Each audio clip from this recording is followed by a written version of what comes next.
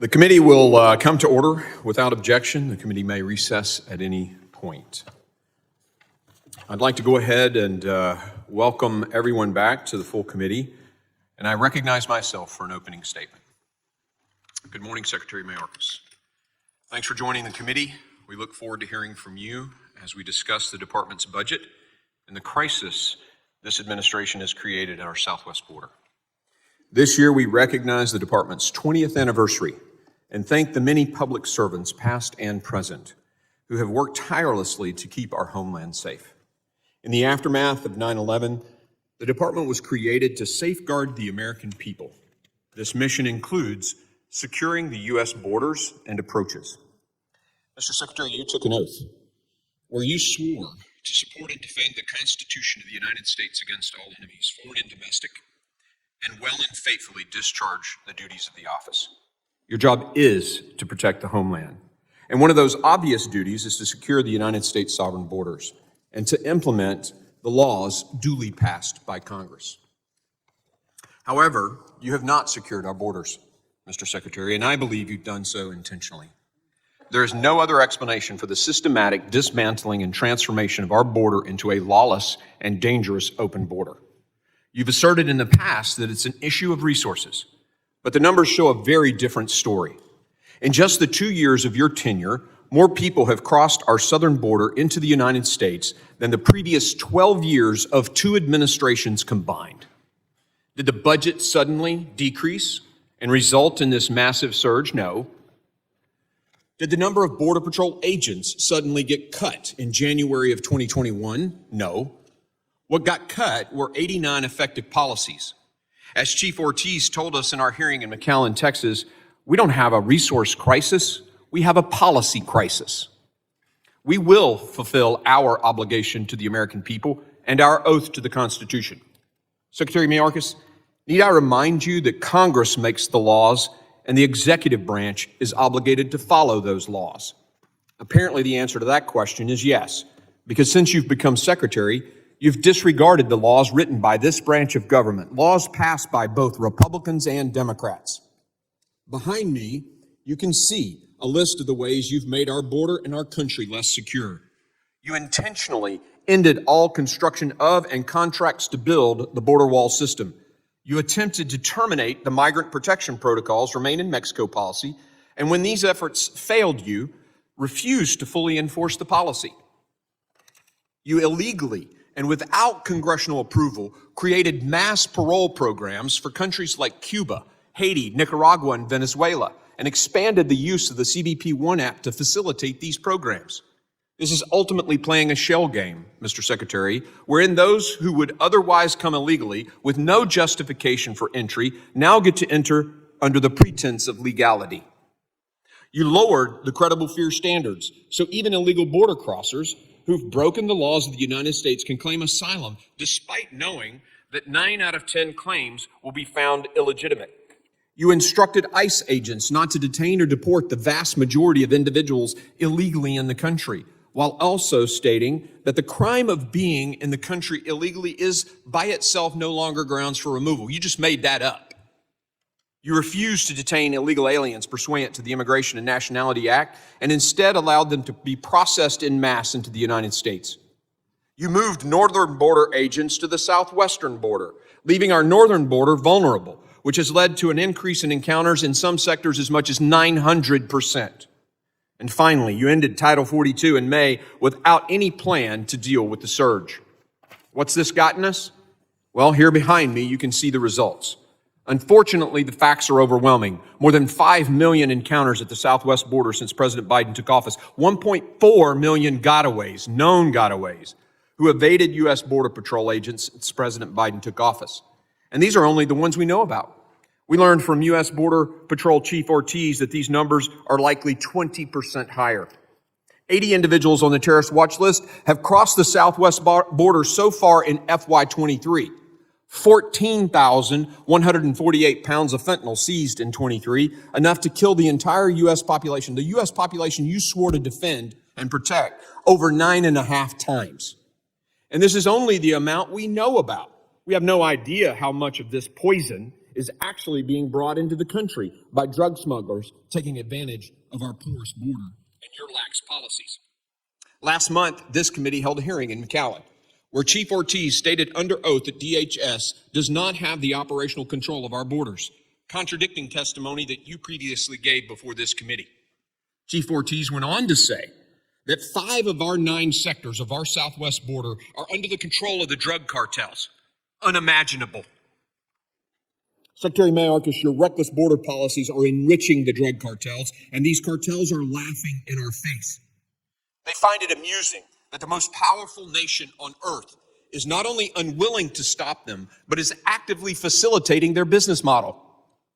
Unfortunately, your admission during the March 28, 23 Senate Judiciary hearing that you're unaware that cartels are using illegal aliens as decoys to distract Border Patrol agents while they smuggle illicit contraband and illegal aliens across the border only emboldens these cartels. Honestly, your admission reflects incompetence. Imagine a general officer in the Army who has no clue about the strategy of his enemy. We'd fire that general on the spot. Mr. Secretary, every time you fail to acknowledge that this is a crisis, you lose even more credibility with the men and women of DHS, to say nothing of the American people.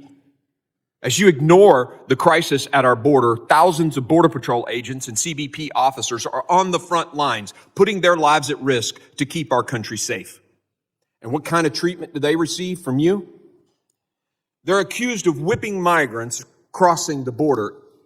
And now we find out that your department knew the whole time that this report was bogus. You went on national television and vilified these agents of the Horse Patrol Unit. These men and women are proud to fulfill their duty to secure our border, and they do this with no thanks, no support, and quite honestly, dishonesty from this administration. It's downright shameful. I don't blame our Border Patrol agents for feeling the way they do about you. As a former Army officer and doctor and CEO, I know that when a leader loses the trust of those he's entrusted to command and serve, it's over. Now, let's turn our attention to your budget proposal for DHS. Mr. Secretary, this budget proposal is an insult to every American. It fails to take seriously many of the most pressing national security threats, especially our wide open border. President Biden himself likes to quote, and I quote him, "Don't tell me what you value, show me your budget and I'll tell you what you value," end quote.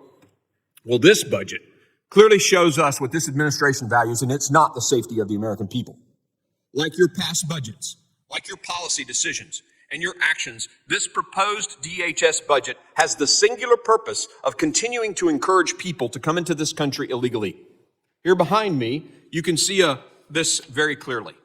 Pet projects at the DHS, we're going to add $4 billion, but for CBP, we're going to cut their budget by $1.2 billion. U.S. Citizenship and Immigration Services, the folks that move people into the United States, we're going to give them another $1 billion. That's what you want to do. ICE, you're going to decrease by $421 million. This is all about moving people into the country and not about border security. The objective of this budget is not to secure our border, but to force CBP personnel to process illegal aliens into the interior of the United States. The proposed $4.7 billion Southwest Border Contingency Fund is just another gimmick to spend American taxpayer dollars on a crisis you created with the goal of processing illegal aliens quicker out of DHS custody so that you could settle them into the interior of our country. The administration's saying the quiet part out loud. By requesting funding for border management instead of border security, you're signaling you have no intention of securing our borders.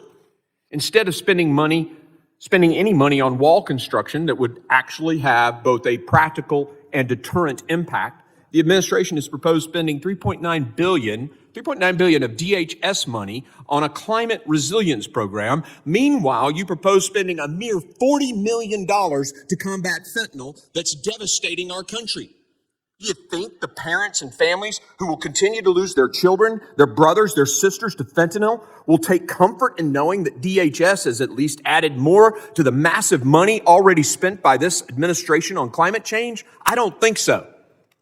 Mr. Secretary, I could go on, but I will yield. I do hope you've come here today ready to be honest with the American people, because if you're bold enough to make these policy decisions, you should be brave enough to own up to them and their consequences. I will now yield to the ranking member for his opening statement. Thank you very much. I want to thank Secretary Mayorkas for being here today to testify at the committee's annual budget hearing.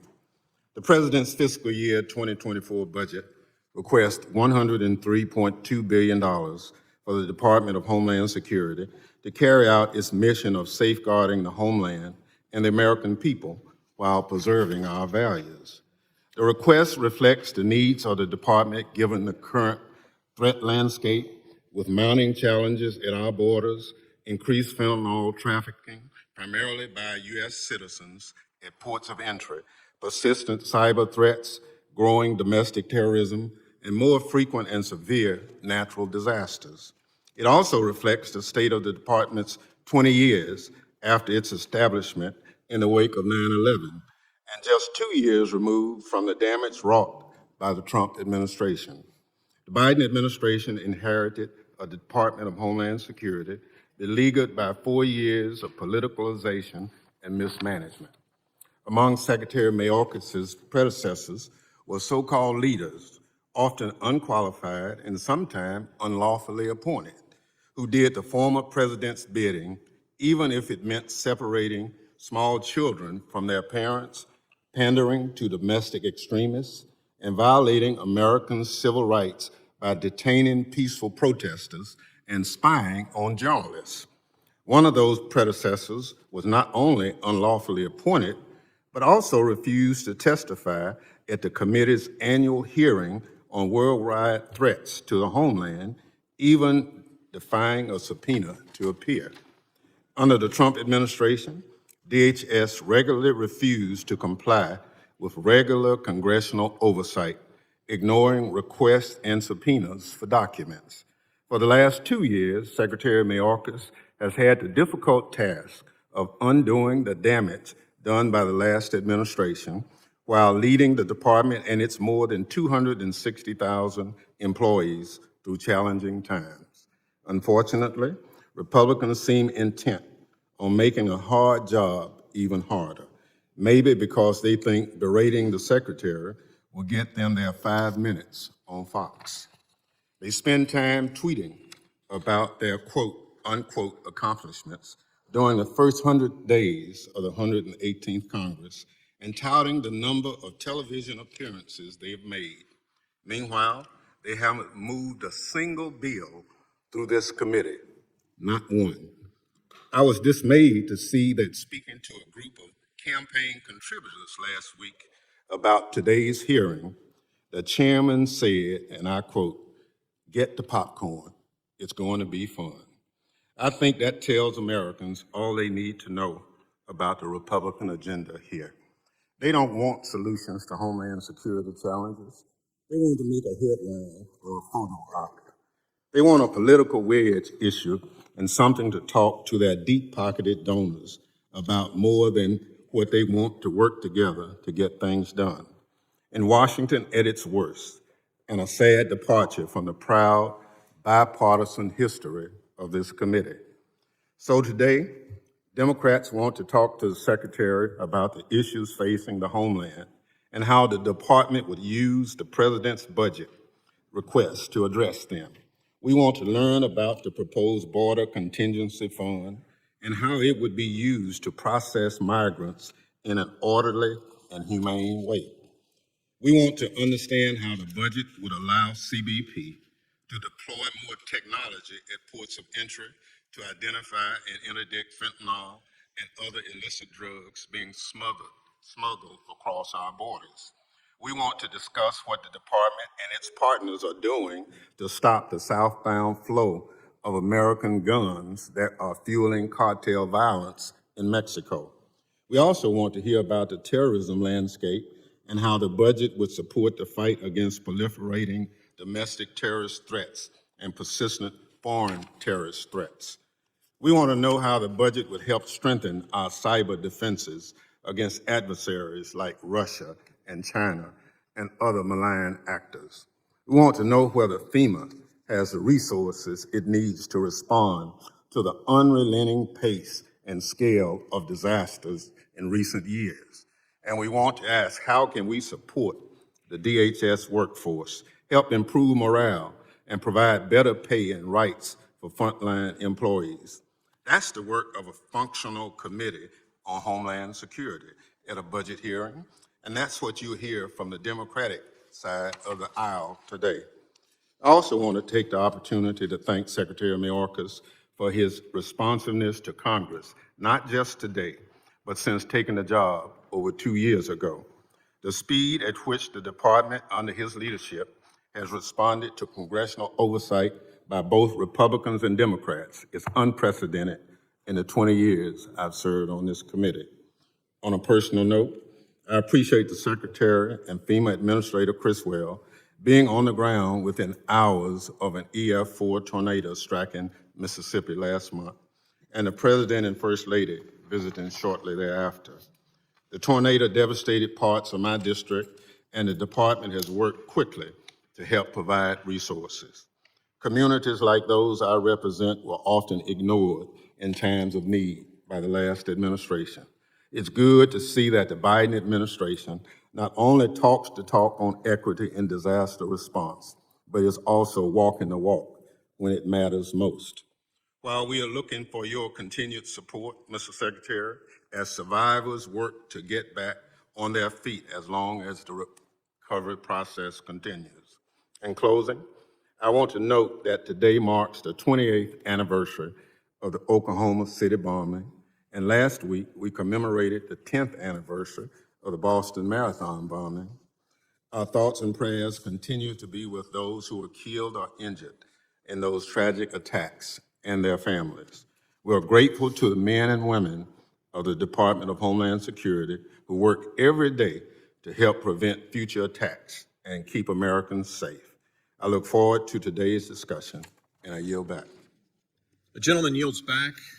Other members of the committee are reminded that opening statements may be submitted for the record. We're pleased to have Secretary Mayorkas here before us for this time. I'd ask the Secretary if he would rise and raise his right hand. Do you solemnly swear that the testimony you will give before the Committee of Homeland Security of the United States House of Representatives will be the truth, the whole truth, and nothing but the truth? So help me God. Thank you. Let the record reflect that the Secretary has answered in the affirmative. Appreciate that, and we'll get started. I would like to formally introduce our witness, the Honorable Alejandro Mayorkas, as the 7th Secretary of Homeland Security, a role in which he served since February the 2nd of 2021. Prior to his appointment, he served as the Deputy Secretary of DHS and the Director of USCIS. I thank you for being here today, Mr. Secretary. The witness's full statement will appear in the record. I now recognize Secretary Mayorkas for 5 minutes to summarize his opening statement.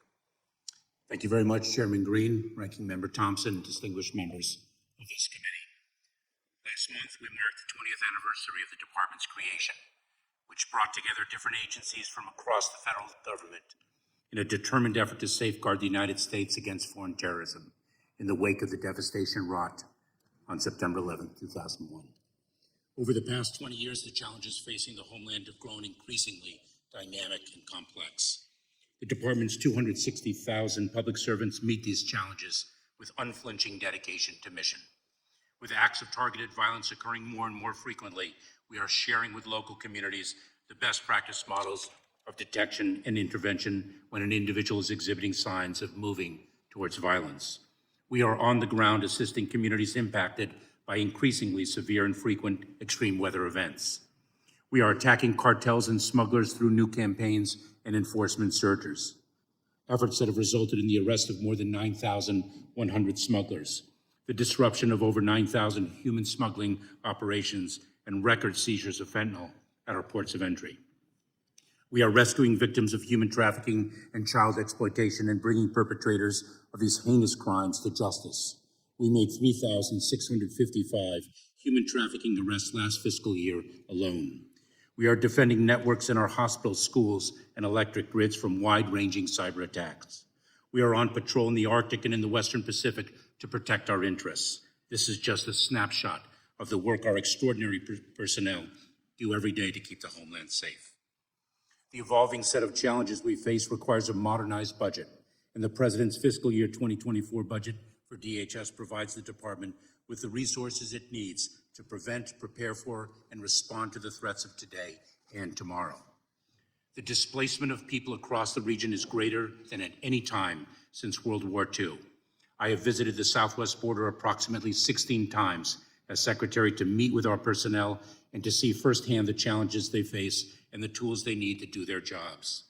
The fiscal year 2024 budget proposes the hiring of over 1,400 additional personnel to secure the southwest border, including 350 additional Border Patrol agents and 310 additional Border Patrol processing coordinators to get more agents back into the field, performing their critical law enforcement mission.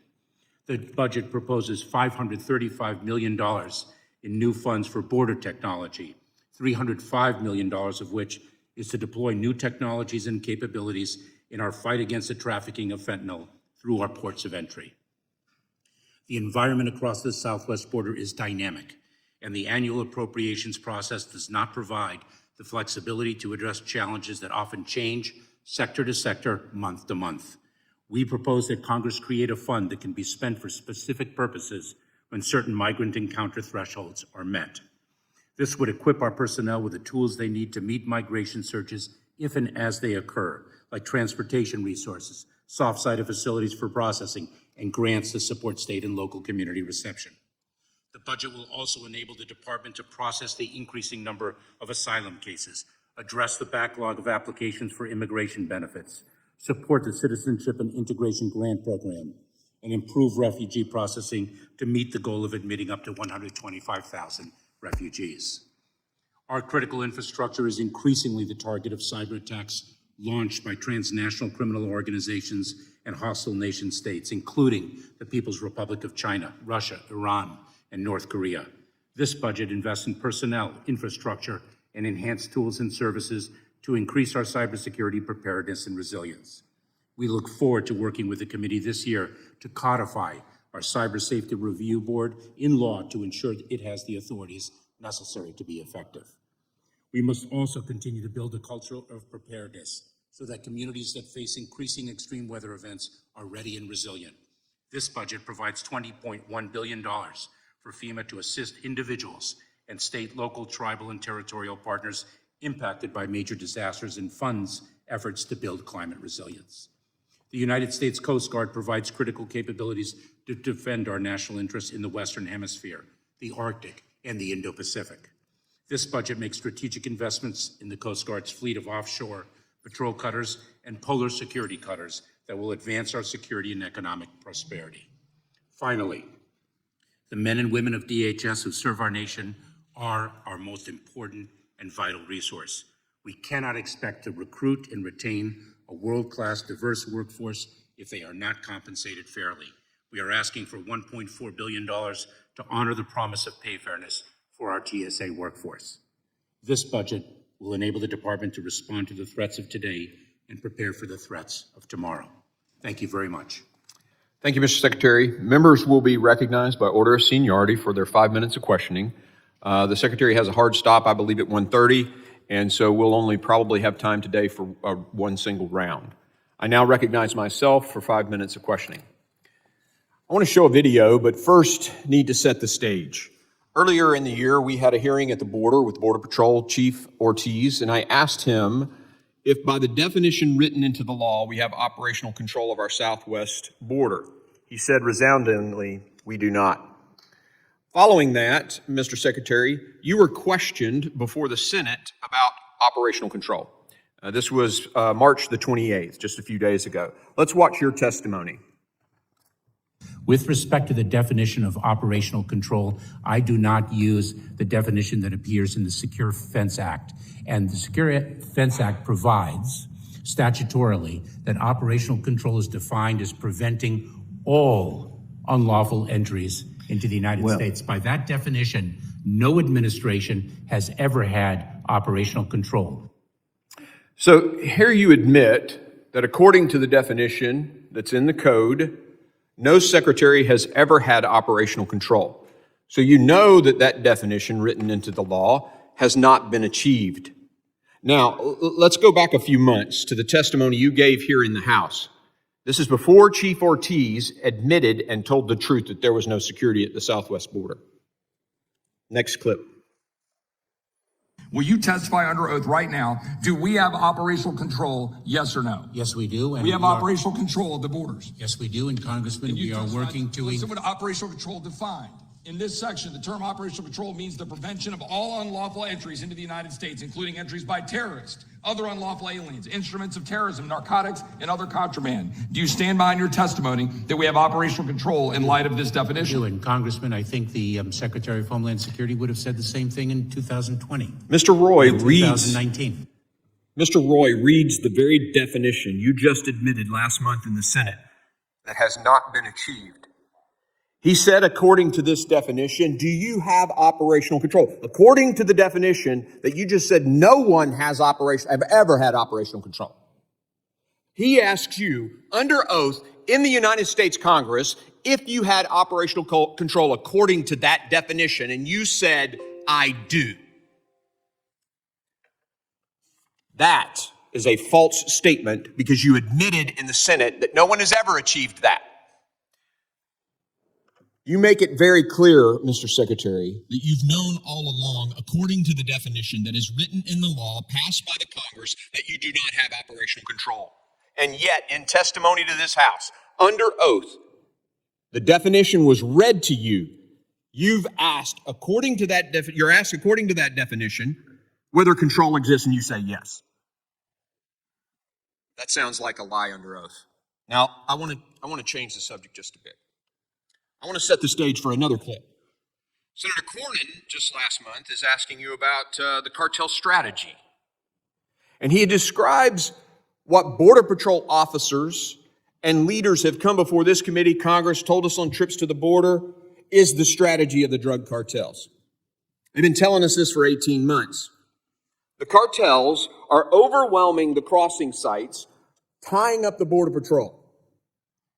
And then they're slipping the drugs and the human trafficking and the nefarious folks they want to get in the U.S. around the CBP when they're tied up. It's a distraction. In the military, we'd call it a neutralizing attack.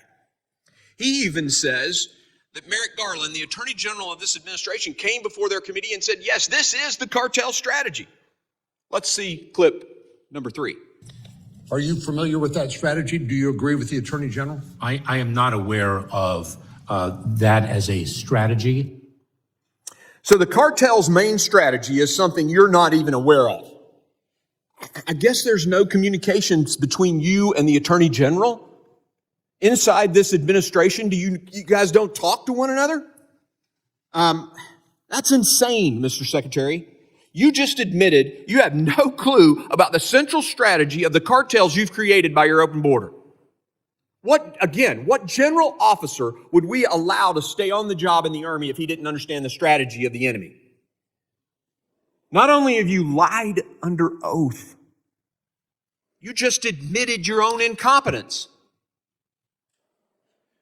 It's really quite unacceptable. You knew very well the definition wasn't being fulfilled. You told Chip Roy, Congressman Roy, yes, I have operational control by that definition. And then later, under oath, you admit no one's ever had control by that definition.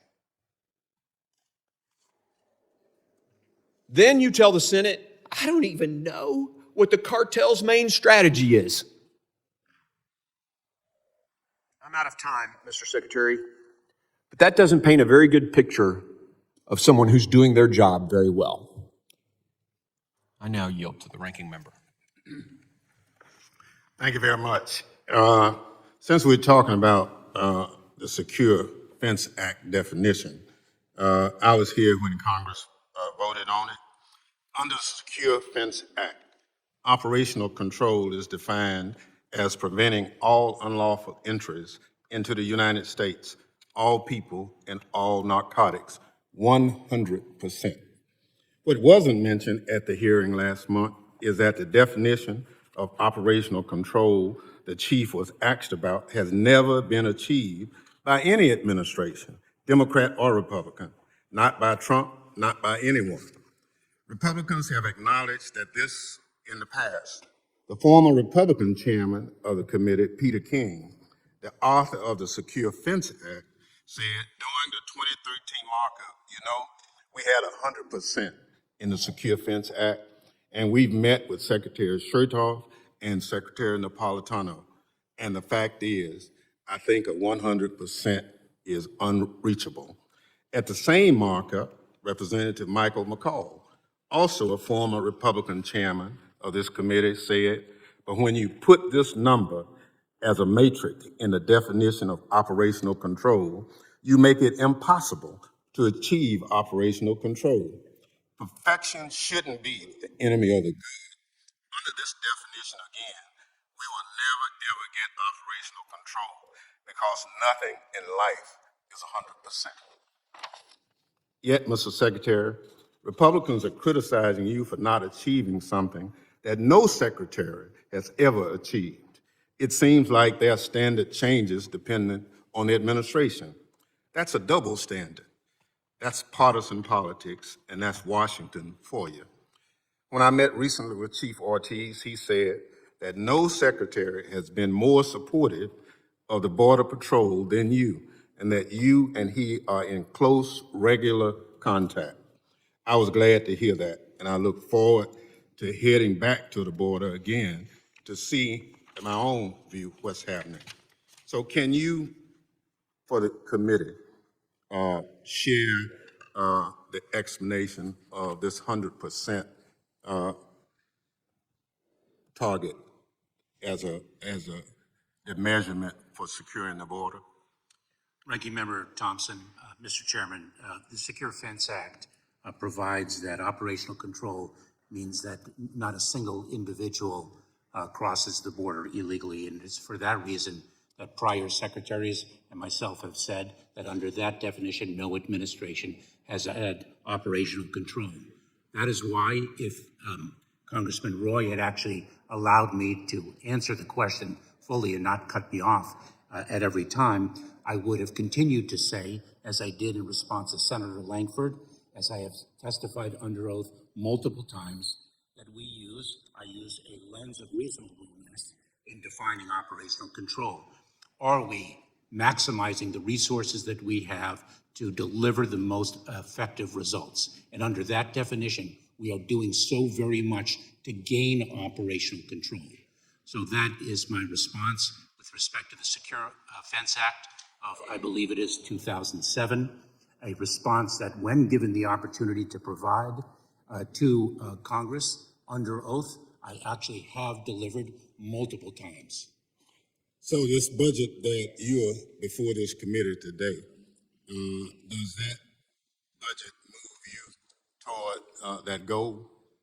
We believe it does, Ranking Member Thompson, and I should say, this year, for the first time since 2011, we have been budgeted to receive an increase in the number of Border Patrol agents. The first time since 2011, 300 to be precise. Next year, for our fiscal year 2024 budget, we request an additional 350 Border Patrol agents as just one example of how this advances the security of our southern border through the extraordinary work of our personnel in the department. And let me say for the record that in each time that the request for increasing the numbers in the Border Patrol, Democrats on this committee have always supported the increase.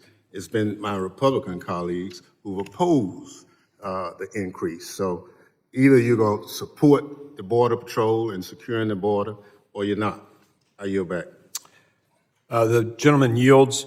Just point of clarification, my comments were not about the content of the definition, the fact that you said the definition was happening. You said, I did. That definition, yes. So it was about integrity and not about success on that particular point. I now recognize Mr. Higgins from Louisiana. Thank you, Mr. Chairman. Mr. Secretary, your stand in your testimony today regarding operational control of our southern border, which by any reasonable man's definition has certainly been lost. You're standing on a word in the legislation that gave birth to a specific law saying illegal crossing and no one's ever. We'll take a drip America be okay with that? Which you and your execution of your inaugurated president's policy have given America is a flood. We've identified over 11 laws that you violated. Some of the most egregious, the Secure Fence Act, 2006, concerning operational control. Immigration Nationalization Act 236, Section C, 8, U.S. Code 1226, concerning detention. INA 241, Section A, 2, U.S. Code 8, 1231, concerning detention. Immigration and Nationalization Act, Section D, 5, Alpha, 8 U.S. Code 1182, concerning parole. We've given you ample opportunity to seek some sort of honorable exit from your executive position, sir. We take no pleasure in witnessing you dismantle yourself as a fellow American before the whole country. Your legacy, millions of illegals enter our country, millions under your watch, loss of operational control of our border, aligning DHS policy as an asset to Mexican cartel drug and human trafficking, the disintegration of our national sovereignty, destruction of countless thousands of Texas family lives, overwhelming crime waves sweeping across our country, over 1 million criminal runners you call gotaways flooding into America, many carrying backpacks loaded with deadly fentanyl and meth, or herding teenage girls into prostitution, sex slave networks across America. 225,000 Americans dead from Mexican cartel drug overdose since you took office 2 years ago. You and your inaugurated president, but mostly you, sir, because you have your whole mind about you. And you have a highly decorated background in border operations, so you're supposed to be the expert. You, sir, are the Secretary of Homeland Security who has failed in your sworn oath to protect our nation from invasion. You had an obligation to execute the president's policies or advise the president if his policies were bringing injury to America.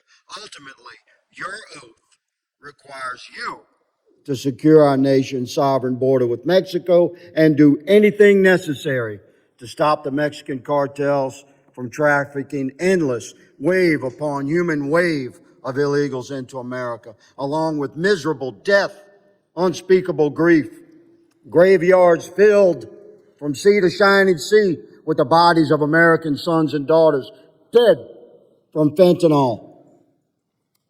You've brought generational trauma upon our country. I believe history will witness your era of service as a transitional time in our country.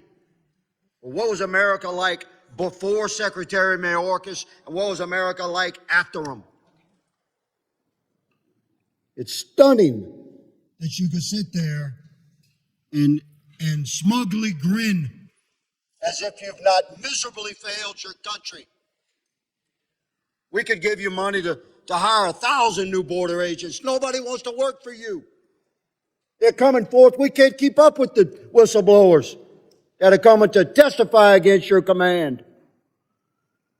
We could give you money to deploy all sorts of new technology. I have evidence in my file that you've given command to not deploy technology that you currently have because it interfered with the cartel's business model.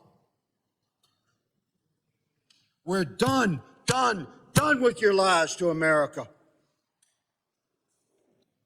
It's shameful what you brought upon our country. Mr. Chairman, I have no interest in asking this secretary any questions. He obfuscates and lies. Mr. Chairman. I yield. Mr. Chairman. The gentleman yields. The chair recognizes Ms. Jackson-Lee. Mr. Secretary, I'll give you a moment, but my question is before, as I start my questioning, and you know time is short. Do you take an oath, and on behalf of the men and women of the Department of Homeland Security, particularly those responsible for border security in the North and the South, to protect the American people, and are you doing it in the best manner, the securest manner, the honest manner with integrity to save the lives of the American people and to ensure that hamlets, cities, counties, and otherwise are safe and that our domestic security is safe? Yes, I am, Congresswoman. And did you want to have a sentence responding to the gentleman? No, I've chosen not to. Thank you. And so under oath, your answer is yes. And that is on behalf of yourself and those men and women that are now serving as we speak at the border, both north and south. Yes, it is. My Republican colleagues have been painting quite the picture today, and to hear them tell it, you inherited a secure, orderly situation at the border. I, for one, have been to the border many times in the midst of mass confusion, and everything would be fine. That, of course, was not under your tenure. If only you had kept things just as they were, nothing could be further from the truth. Now, I know that many members of Congress only pay attention to the latest news cycle and whether the clip of their 5 minutes at this hearing will go viral. But some of us remember the previous administration and its disastrous border policies. As a 20-year member of this committee, I truly believe that comprehensive immigration reform and border security must not be partisan, it must be nonpartisan. And in actuality, that is not what we're facing today. We're here for your budget presentation, the dollars you need to continue to safeguard our cities, counties, and states. So I'd like to direct your attention to a couple of images. One that you will see shortly deals with the DHS office, was taken by the DHS office of the Inspector General at a Border Patrol station in McAllen, Texas in June 2019. Reports on the overcrowded conditions at this and other facilities found that migrants, including many children, had not been able to shower in weeks, were not fed adequate food, were getting sick from flu outbreaks. Women and children were forced to drink from toilets when they had access to running water at all. Hundreds of children were detained for more than 72 hours in violation of the law, and that was when our Border Patrol agents and others were overwhelmed. I was present during those times in the past administration. And tragically, many migrants died while being held in these kinds of conditions, including at least 5 children. I guess this is what Republicans' idea of operational control. Mr. Secretary, would you please remind me who was president in 2019 when this photo was taken? Congresswoman, that was President Trump. That's right. Now, at least in this picture, children seem to be with their families. Let's move on to the next image. In May 2018, the prior administration announced a zero-tolerance policy, which resulted in children being torn away from their parents. I was there then, including U.S. citizen children, American kids. Worse yet, the administration had no plan to track family separation and allow for reunification. As of a couple of months ago, more than 1,000 children have still not been reunited with their families. Now, some might say that child separations and death in custody are just the cost of achieving border security. And if we reinstate the previous administration's policy, we could keep the border. I find that despicable. However, the truth is that these policies weren't even effective in securing the border. In fact, Border Patrol recorded 41% more illegal entries in the fiscal year 2019 under the then president during the last year, during the last year of the Obama administration. Again, Mr. Secretary, just in case people don't remember, the president was at the time of this picture that speaks to a child during that time frame. Congresswoman, that was President Trump. You're right again. So let me, in my final question, ask, as a refugee yourself, do you believe the inhumane and ineffective border policies of the Trump administration really equal to operational control? And does your budget reflect your serious commitment to ensuring more personnel, morale boosts, and to be able to do this job so we safeguard and secure the American people? Mr. Secretary. Congresswoman, the policies of the past administration, those that were cruel and inhumane, not only did not achieve operational control under the definition of the Secure Fence Act, they also disobeyed our values as a country.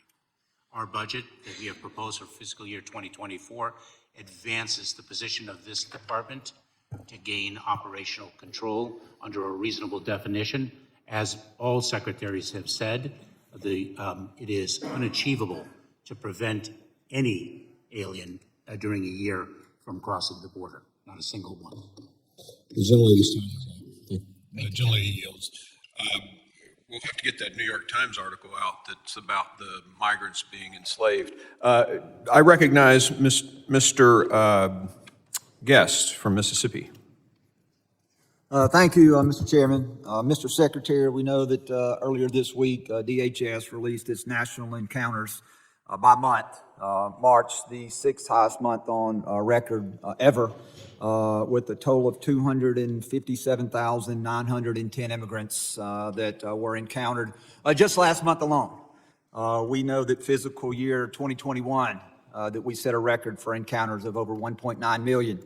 Fiscal year 22, we shattered that record with more than 2.7 million encounters, and currently we're on pace in fiscal year 2023 to break that record once again. March marks the 12th straight month that we've had more than 200,000 encounters, and the 24 straight months that we've had more than 185,000 encounters. We see what is going on the border just within the last 2 weeks. We see that information there behind me. Chief Ortiz put information out on April the 7th. He called it his week in review, which he does every week. For the week of April the 7th, 4 agents assaulted, 34,000 apprehensions, 10,800 gotaways, $80,000 seized, 580 pounds of marijuana, 202 pounds of fentanyl, 15 pounds of meth, 12 pounds of heroin, 2 pounds of cocaine, 10 firearms, 14 sex offenders, 9 gang members, and 4 individuals arrested with outstanding warrants. All that in the week of the 7th of April. The week of April the 14th, the Chief's Week in Review, and another 11 agents assaulted, 34,600 apprehensions, 10,100 gotaways, 1.24 million seized, 146 pounds of methamphetamine, 106 pounds of fentanyl, 39 pounds of ecstasy, 14 pounds of cocaine, 29 firearms, 11 sex offenders, 7 warrants, and 4 gang members. Just last month, at a field hearing down in McAllen, Chief Ortiz was asked about the border being secure. He gave an answer that I thought was very truthful, very forthcoming, when he said that he could not testify before this committee that the border was secure. He actually testified that 5 of the 9 sectors along the southwest border were not secure. And so my question to you, Secretary Mayorkas, is it your testimony that all 9 of the southwest sectors from the Rio Grande Valley to San Diego, that under whatever definition you use, that you believe that all 9 sectors are secure? Congressman, you and I have spoken about this issue before, both under oath and in your office. I do not understate the challenge that the border presents. And I'm not trying to cut you off. I'm very limited on my time. It's yes or no. Do you believe that all 9 sectors are secure? And I'll be happy to have a conversation with you outside of this hearing, but my time is very limited. Congressman, as I have said before, we are devoting all of the resources available to securing the border. So currently, yes or no? As we sit here today, based on these figures here, based upon all the figures we've had for the last 2 years, are all 9 sectors of the southwest border secure?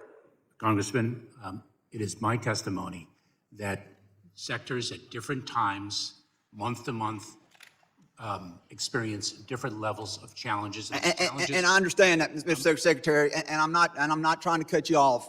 I'm asking you that today, as we sit here today, are all 9 sectors of the southwest border secure? And I'm just asking for a yes or no answer. Congressman, I know you are asking for a yes or no answer, and the fact of the matter is that the challenges at the border are very complex and dynamic. All right, well, I'm going to take from that if you can't answer yes, then the answer is no. That is not true. All right, so then you're saying all 9 are secure.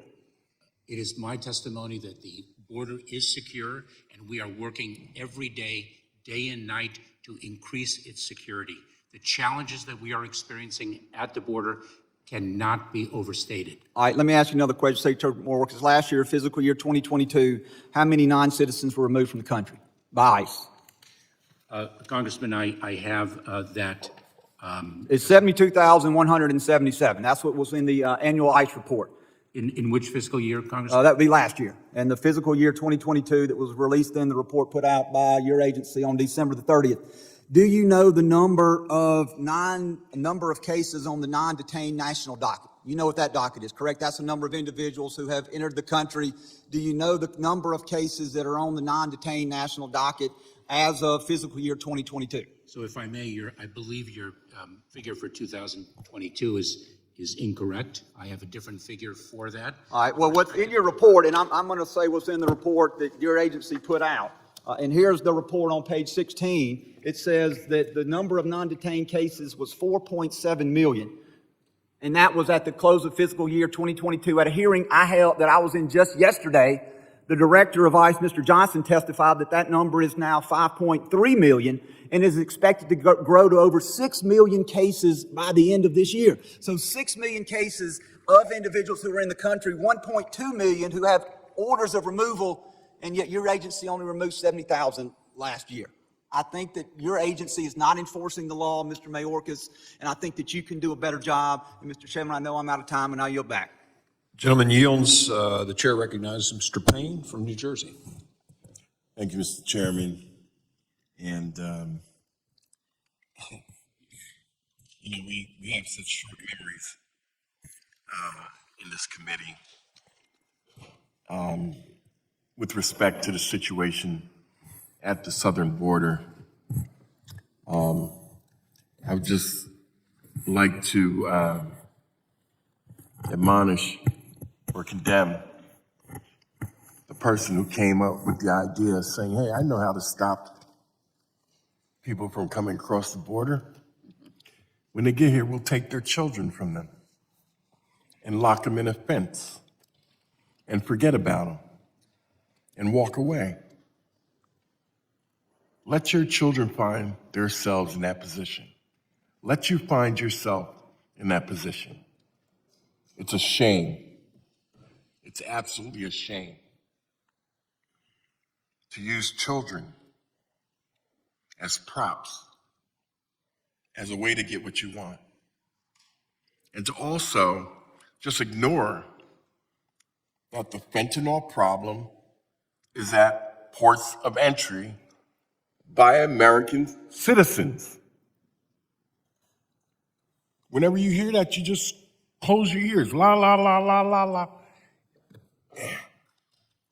Obviously, there is some fentanyl coming across the southern border. But the fact of the matter is, most of the fentanyl coming into the United States is coming through ports of entry by American citizens. Keep denying it. Keep not, you don't want to hear it. You don't want to know about that. You want the narrative of the southern border as the problem. Everything wrong with this country is the southern border. You should look around. Because while you're looking only at the southern border, there are folks bringing fentanyl in from every port of entry in this country. And they're doing it because they know you're looking at the southern border.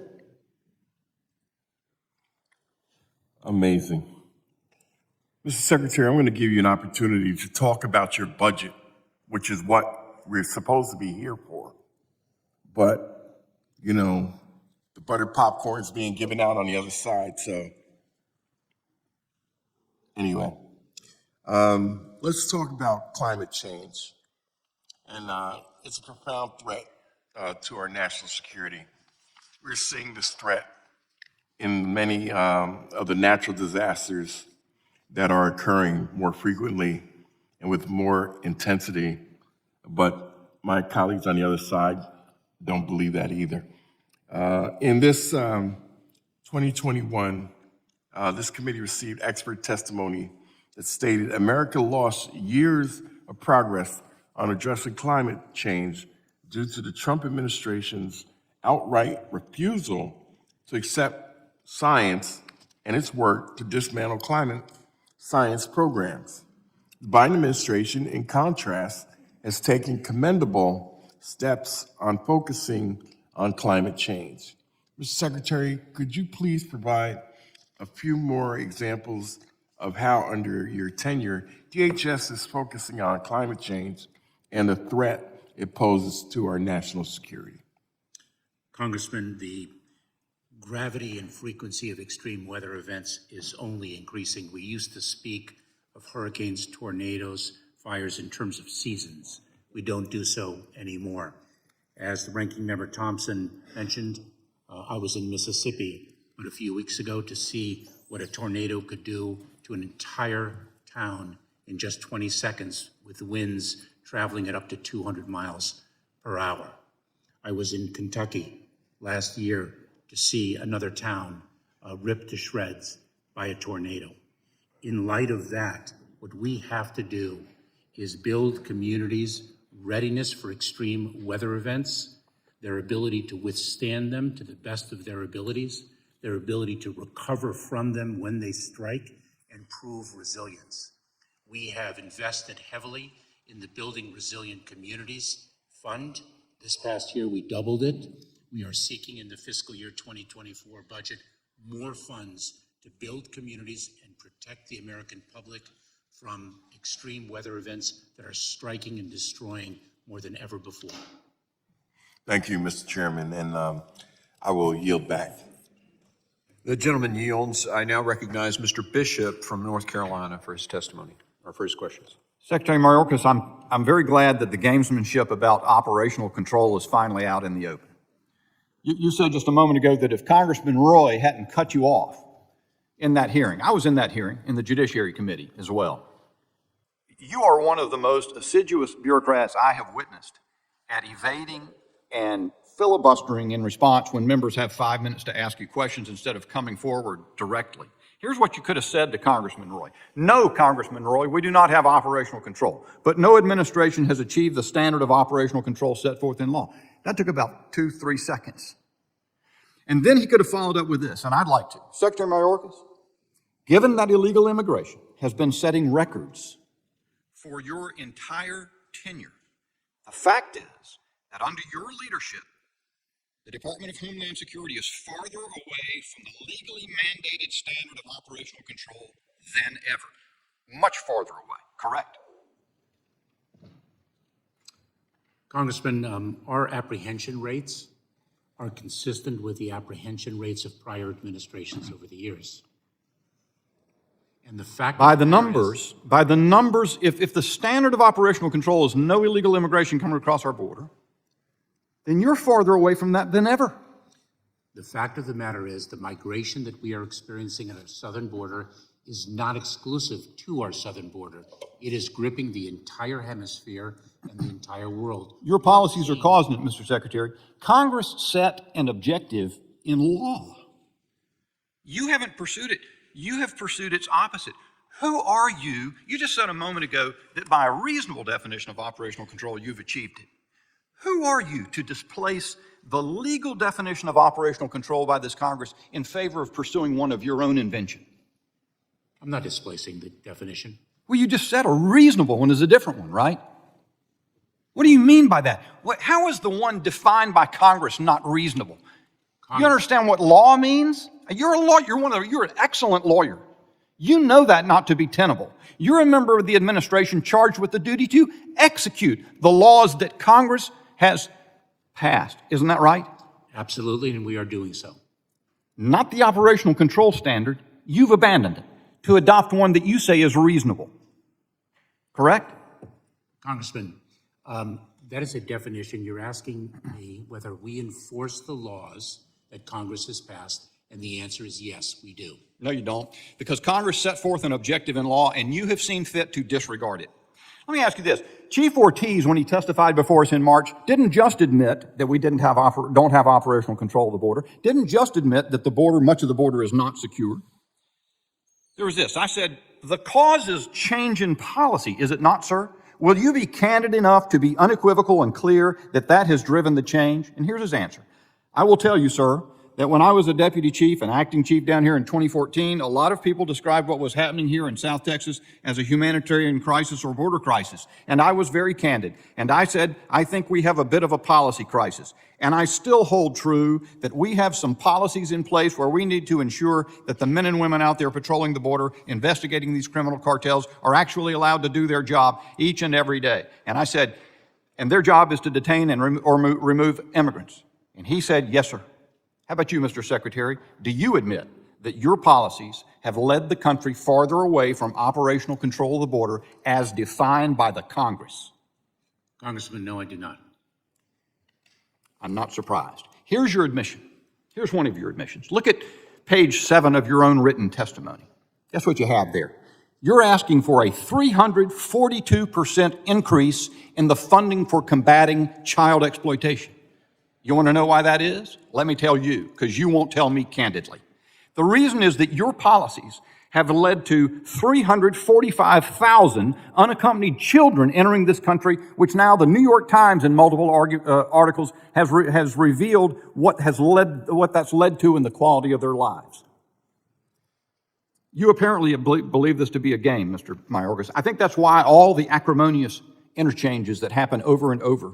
Even, the last time that I asked you whether you maintain that we have operational control back in November, and you said yes, and we're trying to make it, and we're trying to do more every day. They played that on 60 Minutes. And let me tell you this, it wasn't because 60 Minutes is a fan of mine. It is because everybody of any reasonable sensibility looks at what you have been saying and what you continue to say and recognize that it blinks at reality. And you know it. You're not delusional. But you are prepared to be dishonest with this Congress repeatedly. I yield back. The gentleman yields. I now recognize Mr. Carrera from California. Thank you, Mr. Chairman. Mr. Secretary, welcome. Thank you for being here. If I take a minute, let's talk about Congress's role in helping you do your job. Let's discuss achieving operational control. Fiscal year 2023 government funding package provided U.S. Customs and Border Patrol with over $7 billion in funding, including almost a 20% increase in Border Patrol. Not a single Republican in this committee voted for that package. Last year, 2023, this same funding package was the first to increase Border Patrol agents since 2011, as you said. Do you believe these extra Border Patrol officers help you do your job? I most certainly do, Congressman, and that is why our fiscal year 2024 budget seeks an additional 350 Border Patrol agents, as well as other personnel. Secretary, let's talk about fentanyl deaths in my district. I'm very disturbed, very concerned. Republicans have advocated capping the fiscal year 2022 budget at 2022 levels. Republicans seeking to essentially cut the funding for your department. That cap would essentially result in a reduction of 2,400 CBP agents and officers. Would that mean essentially that 155,000 pounds of cocaine would not be seized? Over 1,000 pounds of fentanyl would not have been seized? Over 2,000 pounds of heroin would not have been seized? How would reducing 2,400 agents at the border affect your job, sir? Congressman, if our budget were reduced as you identify, it would gravely harm our ability to apprehend individuals who are attempting to cross our border illegally. It would gravely harm our ability to interdict fentanyl and other narcotics coming through the ports of entry and elsewhere, and cause other harm. And I should say, with respect to fentanyl, the challenge that this drug, the death and destruction that this drug causes, has been building year over year for a number of years. There were nearly 58,000 fentanyl overdose deaths in 2020 alone. This is a challenge that we all have to work together to address. Fundamentally, in the context of immigration. Thank you, Mr. Secretary. We're dealing with a broken system and we need reform. Thank you, Mr. Secretary. Mr. Chairman, if I may, without any objection, I'd like to submit a letter for the record from the Office of Ledger Affairs to the Appropriations Committee that does a complete analysis of what capping fiscal year 2024 discretionary spending at 2022 levels would mean to the services at the Department of Homeland Security. Without objection, so ordered. Thank you, sir. And finally, in the last minute I have left, let's talk a big picture here, Mr. Secretary. Refugees. After World War II, there were 60 million European refugees moving throughout the world. Wars, famine, COVID-19 have an interesting way of affecting the refugee movements. You stated a minute ago that this was not only a U.S. issue, but a issue for the continent. Is Colombia having issues with refugees? Are other nations in this continent having to address challenges with refugees? Is this a worldwide phenomenon? Congressman, it most certainly is. Our hemisphere is gripped by an unprecedented level of migration since World War II. You mentioned the country of Colombia. Colombia now is a residence to approximately 2.5 million Venezuelans who have fled that authoritarian regime. The causes of people being on the move, of course, were spurred by COVID-19 pandemic, but also because of authoritarian regimes, public corruption, extraordinary poverty, violence, and other elements that force people to leave their homes. Thank you, Mr. Chairman. The gentleman yields. I now recognize Mr. Jimenez from Florida. Thank you, Mr. Chairman. Mr. Mayorkas, Secretary Mayorkas, you were named to be the Secretary of Homeland Security, I believe on November 23rd, 2020. Is that correct? I don't remember the precise date, but I think, yes. I think In that's November. probably true. Okay. Did you and the President have discussions about how the policies that needed to be implemented in the department during the transition period? Congressman, That's a simple yes or no answer. Did you have discussions or not? yes, we did. Okay, thank you. Did you advise the President on his first day to rescind and then issue executive orders in the Department of Homeland Security, rescinding the migrant protection plan, stopping the construction of the wall, and then various other executive orders that he signed into effect, actually on his first day in office?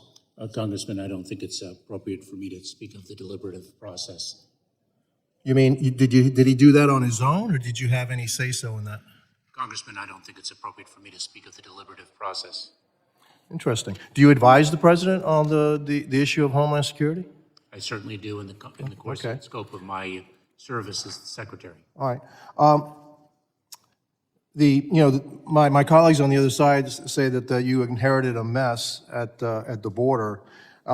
In fiscal year 2019, or actually, yeah, in March of 2019, then President Trump issued the MPP, basically the Remain in Mexico policy.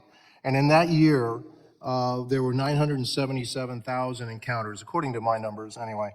And you could see that after he issued that executive order, that it took a while for it to take effect, but then it started to take effect, and we have fewer and fewer encounters at the border, where in fiscal 19, you had 977,000 encounters. In fiscal year 20, you had about 458,000. That's a 50% drop in the number of encounters. And then we get to the Biden administration and your time.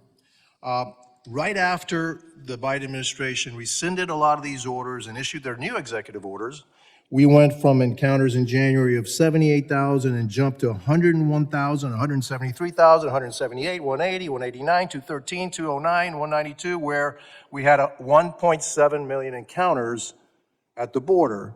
That's like a fourfold increase over what we had the previous year. Then the year after, it got even worse, so that we're at 2.3 million encounters in fiscal year 2022. Now, in light of this, have you advised the President to change his policies at all? Congressman, I don't think it's appropriate for me to speak of the deliberative process, but let me say this, that the challenge at the border year to year is the function of many different factors. So, for example— No, sir, I'm asking you, that's not about, I'm asking you, have you advised him that, to change his policies, and you refuse to answer that? I understand that, fair enough, okay? And so, these numbers reflect abject failure at the border. And so somebody has to take responsibility for it. And since I guess you and he don't talk, or maybe if you do, you haven't been very effective at changing policy, that maybe we need a new Secretary of Homeland Security. And with that, I yield back. Thank you. The gentleman yields. I now recognize Mr. Carter. Mr. Chairman, thank you very much. Mr. Secretary, thank you for being with us today. The Biden administration is to be commended for recognizing that disasters exacerbate existing inequities and further entrench existing social and economic disparities. Under your leadership, in September 2021, several important actions were taken toward increasing equity in disasters. They include ending a policy that prevented many families, particularly rural families in the South, from getting help to rebuild their inherited homes after natural disasters. Secretary Mayorkas, can you explain the Biden administration's approach to supporting communities impacted by disasters? Is the border more secure under your leadership?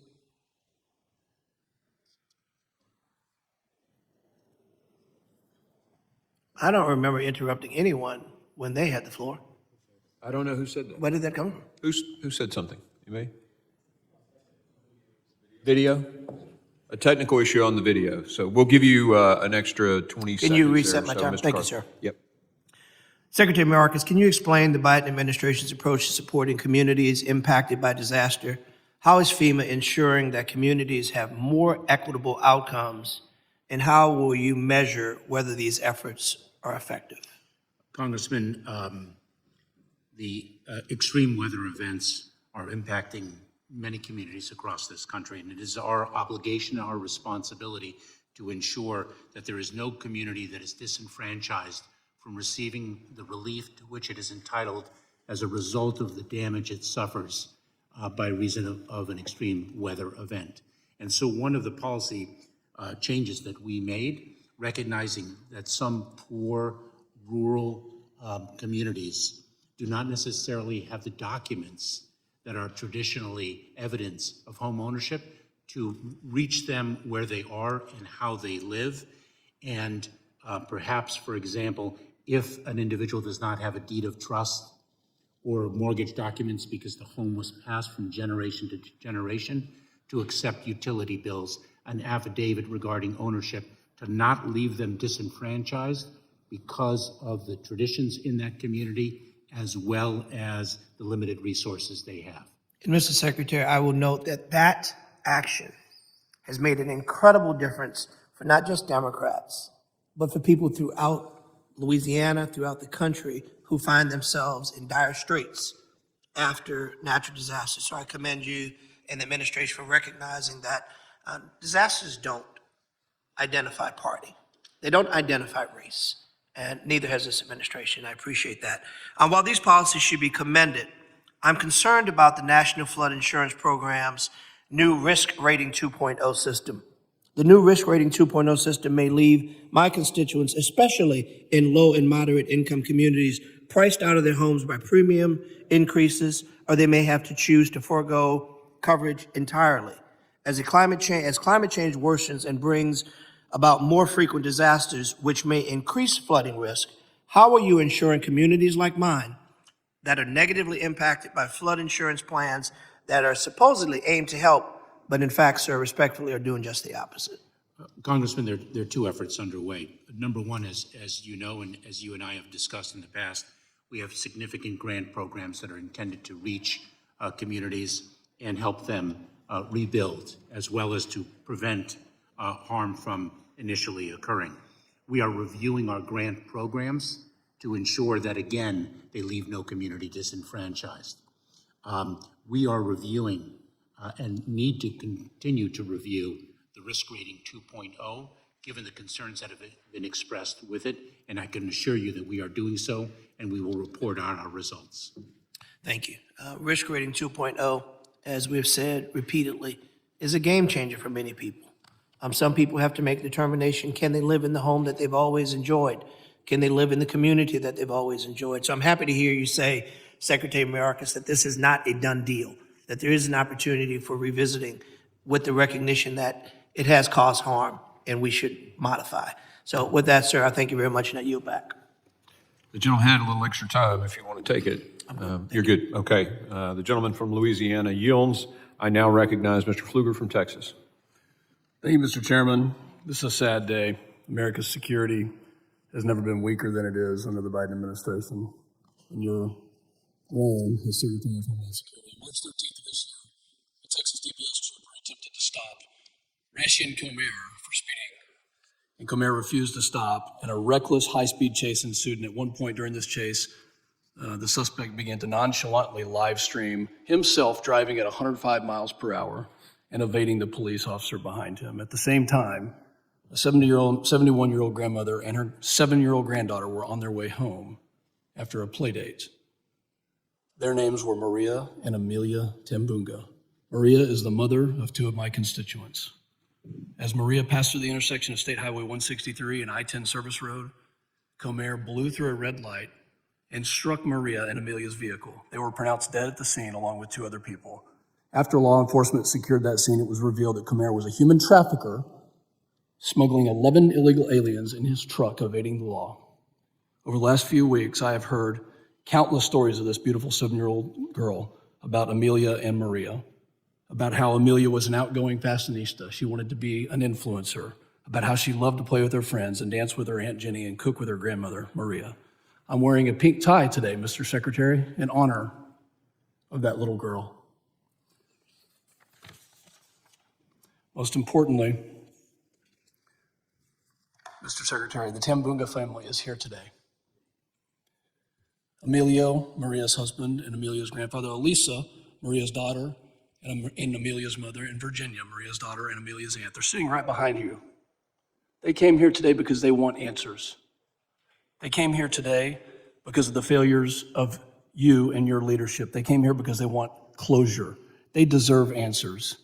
Mr. Mayorkas, will you turn around and offer them your condolences and an apology for the failure of your administration that led to the death of their loved ones? They're right there. They're standing right there.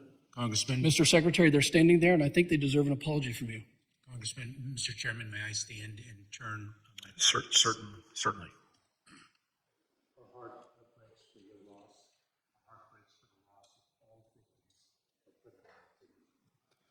It is a failure of the policies that have allowed hundreds of thousands of families to go through this grief. They want to meet with you today, Mr. Secretary. I'll host it in my office. Will you commit to meeting with them? Congressman, I most certainly will, as long as you Thank do you. not politicize the meeting. because Mr. this is Secretary, the only person tragedy. politicizing anything here is you. The security of this country is not a political matter. In fact, on September 21, 2021, you told me in this committee room that the border was secure. If we can play that video.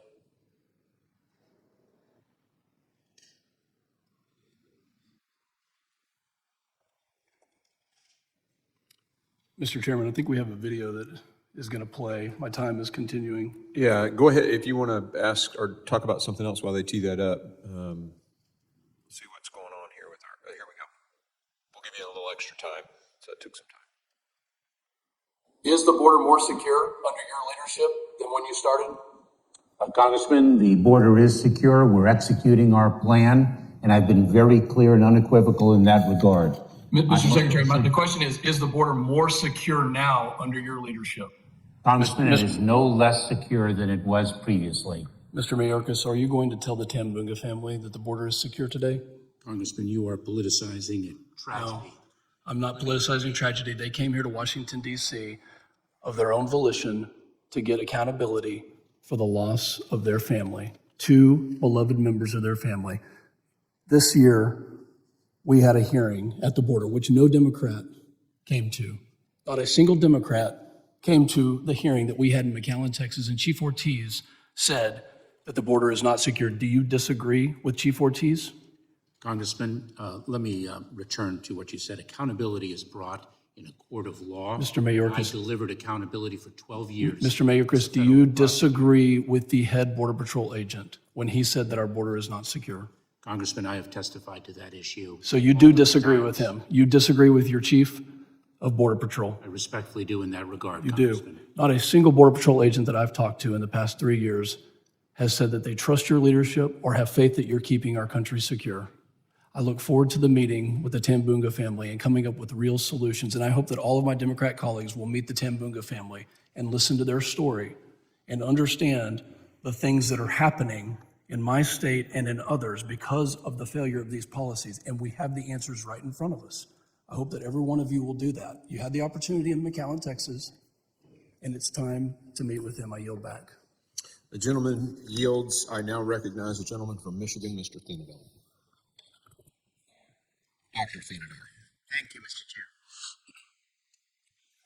Secretary Mayorkas, my colleagues on the other side have spent a lot of time today talking about securing the border, almost to the exclusion of everything else.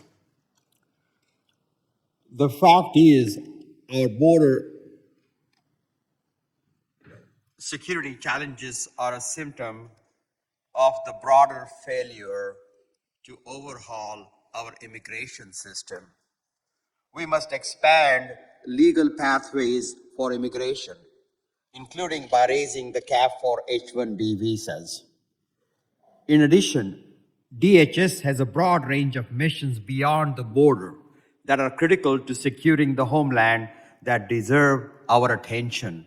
For example, we must make sure the Transportation Security Administration is able to carry out its mission to secure all modes of transportation. For far too long, TSA employees have labored under unfair working conditions, while frontline officers receiving 30% less pay and inferior labor protection when compared to other federal employees doing similar work. Republican proposals to address these issues have fallen far short and have only come in response to more sufficient proposals from Ranking Member Thompson and other Democrats.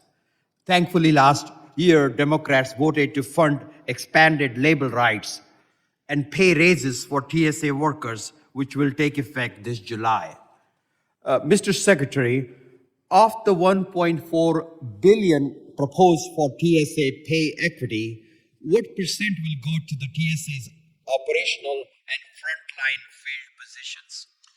Congressman, thank you. The 1.4 billion is sought for pay fairness. We have fought for this pay fairness for quite some time. I don't know the precise breakdown, but I would be very pleased to circle back with you and answer your question.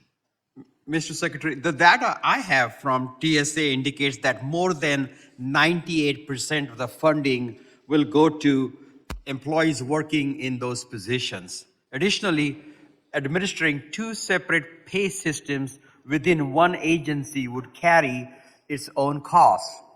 Refusing to fund the initiative because a tiny fraction of funding would go to headquarters employees would be nothing more than a sorry excuse. Mr. Secretary, would you please describe what impacts failing to fund the annualization of the pay initiatives and effectively cutting TSA workers' pay would have on employee morale and the agency's ability to carry out its mission? Congressman, the impact on morale would be quite negative, but it's not only an impact on morale. It would negatively impact our ability to recruit and retain talent at the very time that the United States' travel industry is once again prospering in a post-COVID-19 pandemic environment. Additionally, Republicans have proposed limiting 2024 funding to the 2022 levels. However, I understand you wrote a letter to appropriators on March 19th describing some of the impacts that would have, including wait times of more than 2 hours to receive security screening at many large airports. Mr. Secretary, what kind of security vulnerabilities does it create if airline passengers must wait in large crowds for more than 2 hours to receive security screenings? Congressman, your question goes to a fundamental point that we ensure that the public's travel is safe and secure. We also help promote economic prosperity through that lawful trade and travel.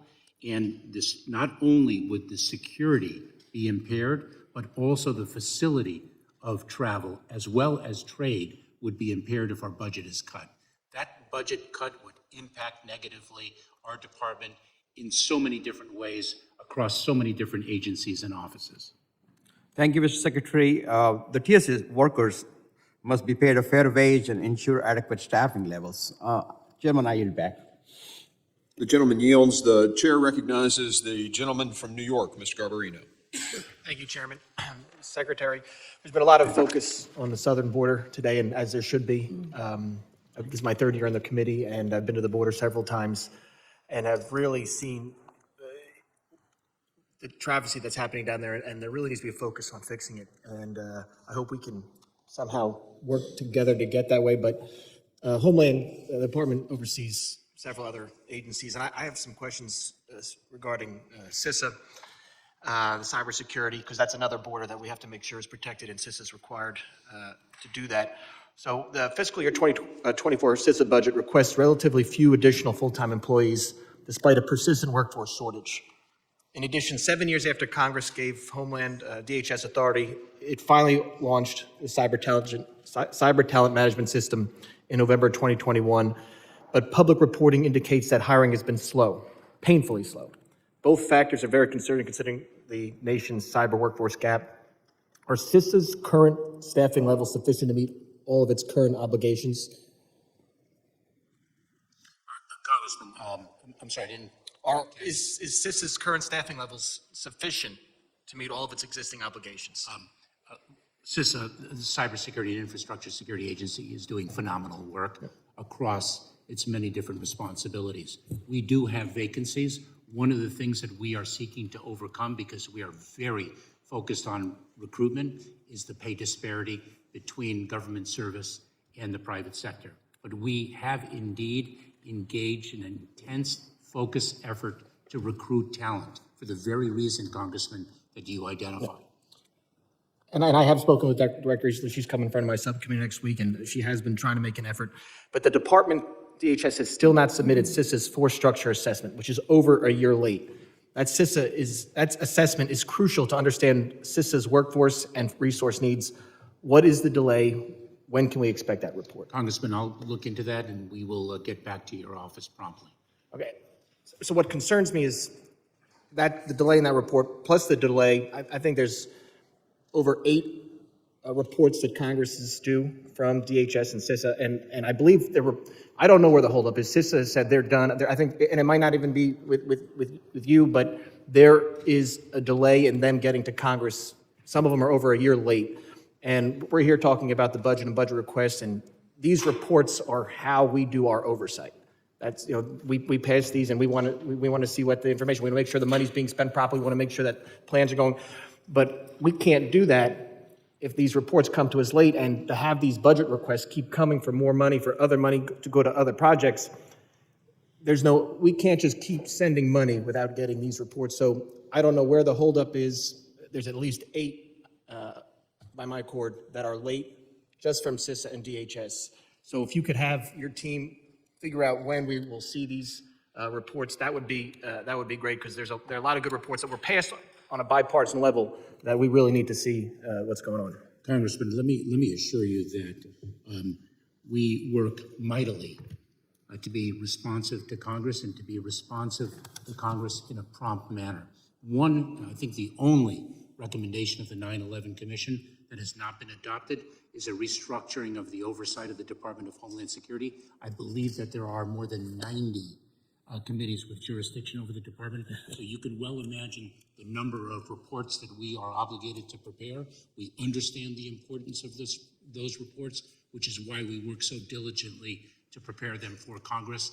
And I am sorry for the delay in some. We're doing the best that we can. I understand that. Just with cybersecurity, it's another border that we have to protect, and we have to make sure that we have, not only you're acting with your proper authorities, but we have the proper oversight and putting money where it needs to be. I want to go back to the employment situation because of how slow, and I want to emphasize this. There's a request for some more money, but last year we actually rescinded over $50 million because of how slow hiring has been at CISA. I think it was $53 million.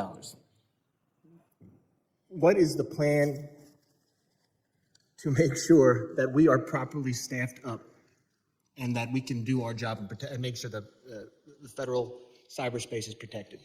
Congressman, you correctly noted that in 2021, we undertook an intense effort to recruit cyber talent.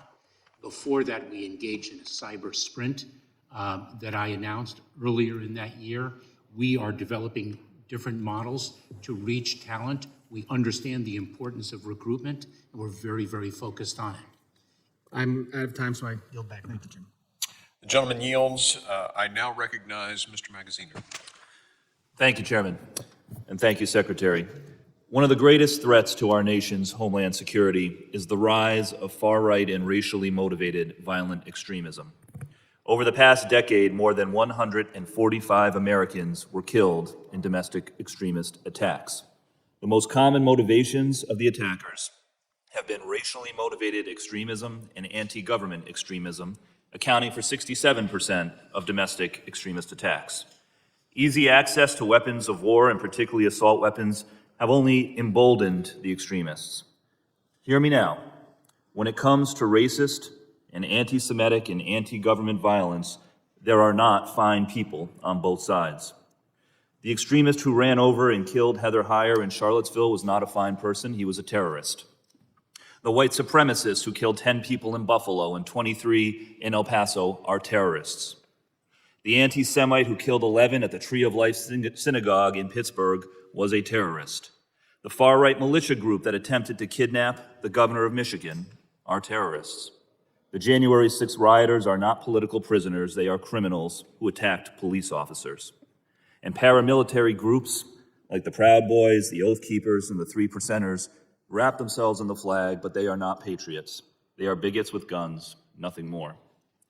But the victims of these extremist attacks are what we should focus on, because they were innocent Americans, all of whom deserve to be alive today. Victims like Roberta Drury, a woman in Buffalo who dedicated her time to helping her brother treat his leukemia and assisting her family in running their restaurant. Andre McNeil, a father who was picking up a surprise birthday cake for his 3-year-old son. Jordan and Andre Akinoto, two parents in El Paso who died shielding their 2-month-old baby from gunfire. Javier Rodriguez, a 15-year-old who loved playing video games and soccer. Angie Englesby, a grandmother who raised 7 children by herself and worked multiple jobs to support them. Officer Brian Sicknick, a healthy 42-year-old former Air National Guardsman who served our country in the Middle East and succumbed to his injuries after he was beaten and maced by a violent mob of insurrectionists at the Capitol on January 6, 2021, among many others. Many of these attacks have been inspired by the racist Great Replacement theory, which falsely claims that there is some grand conspiracy to replace white Americans with non-whites in order to eliminate the so-called white race. This false conspiracy theory has seeped into the media, with some members of Congress and Fox News personalities repeating it and inspiring domestic terrorists in their heinous attacks. Now, I want to be clear because it's important not to paint with a broad brush. I commend many of my colleagues, including some of my colleagues on the other side of the aisle, for condemning domestic violent extremism in all of its forms. However, it is infuriating that some of our Republican colleagues have taken to cheerleading extremism and many others have stayed shamefully silent. The fact is this: more Americans have been killed by domestic extremism over the past 5 years than by international terrorism. Cracking down on domestic extremism is vital to protecting our American homeland and our citizens. I commend the Biden administration for launching a national strategy for countering domestic extremism, and I encourage you, Secretary Mayorkas, and the administration to continue to prioritize this growing threat. I ask you, Secretary, can you describe the efforts of the Biden administration to combat domestic extremism? Congressman, we have taken a number of different steps over the past 2 years to address this increasing threat. I created a domestic terrorism branch within the Office of Intelligence and Analysis. We have increased the level of our information sharing to state, local, tribal, and territorial partners so that they understand the threat landscape in their respective communities. We have increased our grant funding to equip and empower communities to address the threat. We are sharing best practice models on how to detect and intervene when an individual is moving towards violence by reason of an ideology of hate, anti-government sentiment, personal grievance, whatever the motive. We are focused on the connectivity between an ideology and violence. It is violence that we are focused upon. Thank you. My time has expired, so I'll yield back. The gentleman yields. The chair now recognizes the former chairman of this committee and the current chairman of Foreign Affairs, Mr. Mike McCall from Texas. Thank you, Mr. Chairman, and just want to say in response, what about the 100,000 Americans who have died due to fentanyl poisoning? More than Vietnam over 20 years in just 1 year. You know, Mr. Secretary, you and I are federal prosecutors on border states. We've known each other for a long time. When you took office, we were securing the border.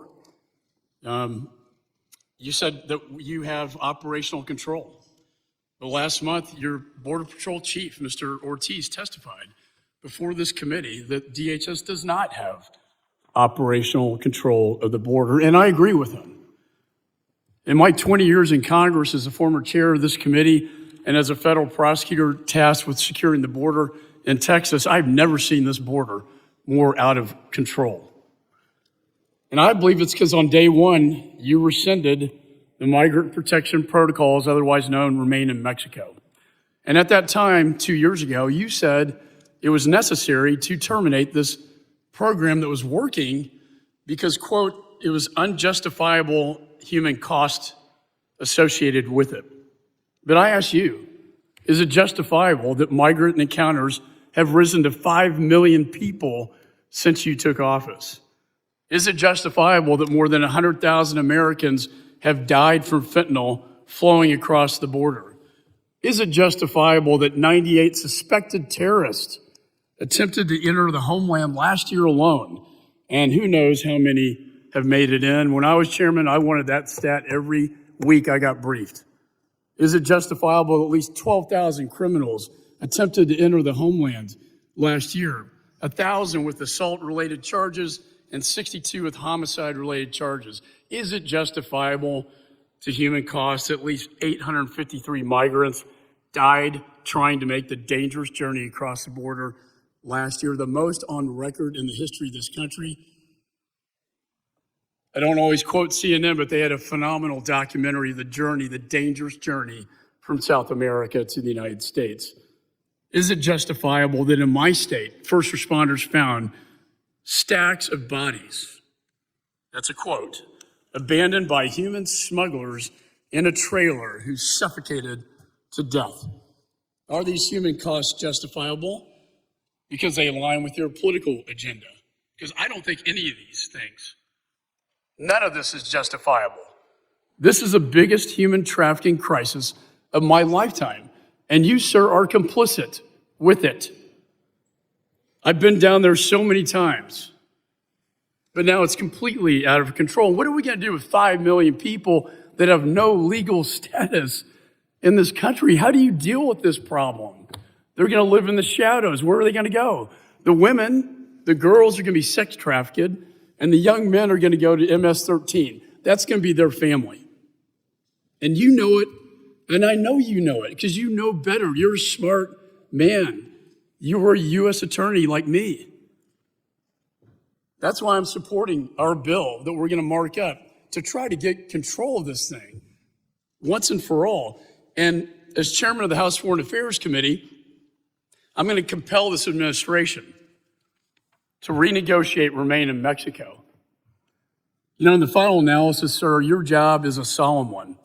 It's probably one of the most important cabinet jobs because your job is to protect the American people from threats. Your job is to secure borders, air, land, and sea. And in my judgment, and it's hard for me to say this, I've known you for quite some time, but you have failed in your job.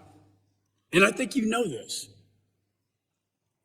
And I agree with our Border Patrol agents. This is one of the most, to me, most profound things that I saw in your tenure when you went down to the border And the Border Patrol agents turned their backs on you because, quote, you have turned your back on them. I think that speaks volumes about your tenure in office. For God's sakes, work with us to get this done. It is out of control, and it's at great human cost, and none of it's justifiable. And one rescission, one stroke of the pen, rescinding migrant protection protocol, remain in Mexico, was a direct cause and effect. And your agents on the border tell me this. What caused this crisis? I ask. It's because the president rescinded remain in Mexico because they couldn't get in the United States before that, and now they get in, and it's catch and release all over again, and now we have this crisis at the border. So I know my time is running out, but I would like to entertain any response you have. Congressman, you invited me to work with you and work with this committee to address the challenges at the border, and I welcome that invitation, and I accept it. Our immigration system has been broken for decades, and it is in dire need of legislative reform. You ask about what is justifiable and what is not. Evidence of a broken immigration system is compelling for years and years. Do you know that in the years 2006, 2007, 2008, there were more than 1 million gotaways per year? The challenge of fentanyl, you and I have both prosecuted narcotics trafficking cases. I have prosecuted cocaine trafficking, methamphetamine trafficking, black tar heroin trafficking. We've seen nothing. I know my time is expired, but we're going to sanction China for the precursors coming in, and my bill will sanction Mexican officials for being complicit with this drug trafficking that's killing 100,000 Americans, for God's sakes. And you, sir, I believe are complicit with this by your inaction at the border. Oh, we are taking more action than... The gentleman's time has expired, gentleman yields. I now recognize Mr. Swalwell from California for his 5 minutes question. Congress. Mr. Secretary, you want to respond to Can that? I take 20 seconds? Yep. To say that we are doing nothing is an absolute falsehood. We are taking it to the cartels. Do I think that nearly 58,000 fentanyl overdose deaths in 2020 are quote unquote justifiable? This department has worked to stop the trafficking of narcotics since its very inception. And we both know very well that the drug problem in this country requires a two-pronged approach to address the supply and to address the demand. And this fight continues, and we are taking it to the cartels in an unprecedented way. And Operation Blue Lotus that we launched in the middle of March is one powerful example of what we are doing to only increase our effort to address this scourge that is killing so many Americans. But to say that we are doing nothing is unequivocally false. Mr. Secretary, you oversee one of the largest law enforcement personnel in America. Is it the position of the Biden administration to fund or defund the police? It is to fund the police. And does that include to also train them to catch the bad guys and also not to harm the good guys? Congressman, that is the sworn oath of officers. And you would agree that unlike any time before in our history, police officers are in danger today. They have a target on their back, violence committed against them. Congressman, I know that law enforcement officers are under tremendous attack. And do you think go ahead, do you think anti-police rhetoric hurts morale or helps morale as you're trying to recruit people to be law enforcement officers? Congressman, it hurts morale, and that is why it is so important that law enforcement leaders continue to communicate the nobility of the law enforcement profession. I'm very proud to say that. And does anti-police rhetoric put targets on the back of law enforcement for their safety? Congressman, it does. That's why I'm disturbed about a recent tweet from the former president that says Republicans in Congress should defund the Department of Justice and the FBI. I'm also concerned about people on this committee and their own anti-police rhetoric. This is a defund the FBI campaign effort. Again, thousands of FBI agents who work hard every day to take bad guys off the streets. In fact, after the FBI raided Mar-a-Lago, someone armed to the teeth went to an FBI field office to try and kill FBI agents. I'm also concerned that the chairman of the Judiciary Committee invited a witness. When you could have any person who walks this earth as a chairman of a committee to come in and testify, the chairman of the Judiciary Committee invited the author of this tweet. Will the gentleman said, yield? F Will the gentleman cops. yield? Will the gentleman yield? Mr. Chairman. Personal inquiry. He's not yielding. I'm not The gentleman is recognized. So it concerns me that there is this anti-police rhetoric that's happening among some in the MAGA Republican Party because they vote against police funding that was included in the COVID relief package. They vote against police reform efforts that would put millions of dollars in community police officers on our street. They vote and are against the union protections that allow them to collectively bargain. And as we honor the hundreds of January 6th officers who were hurt that day, too many of them gave comfort and aid at the DC jail. I also want to ask, is anti-Semitism on the rise in America, Mr. Secretary? Congressman, yes, it is. And are we seeing increases in violence toward Jewish Americans? Congressman, yes, we are, and we are seeing that for other minority groups as well. And so when an influencer like Kanye West, who has millions of followers on social media, says that he's going to declare DEFCON 3 on the Jews, do you think that increases threats to Jewish Americans or decreases threats? Words like that increase the threat to minority groups, Congressman. And that's why it surprises me that the chairman of the Judiciary Committee tweeted out, Kanye, Elon, Trump. Well, we know what Trump thinks about law enforcement and what is happening in law enforcement right now with targets on their back. But this tweet was kept up for months after Kanye West said that he was going to declare DEFCON 3 on the Jews. Mr. Secretary, do you believe that all of us have a responsibility to elevate our rhetoric and to denounce anti-Semitism and anti-police rhetoric in this country so that Jewish Americans and police officers can be safer? Congressman, I do. Thank you, and I yield back. The gentleman yields, and now I recognize the gentlelady from Georgia, Ms. Green. That was quite entertaining from someone that had a sexual relationship with a Chinese spy, and everyone knows it. But I move to take our words down. Completely inappropriate. Yeah, stand by just a second while we research the rule. Give me just a second. I need to make sure I have my full 5 minutes.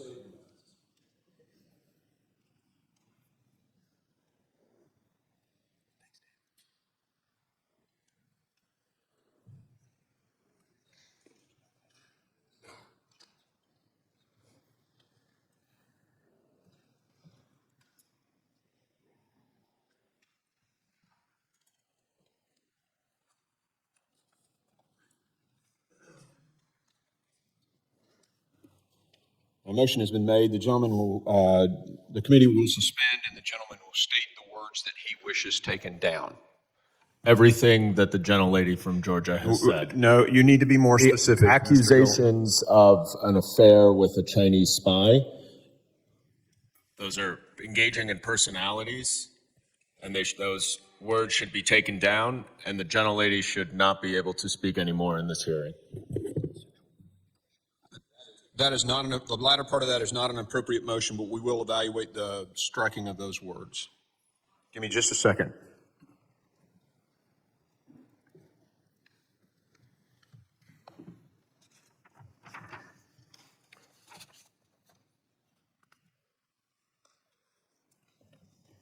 The chair recognizes the gentlelady from Georgia and asks if she would like to retract those words. No, I will not.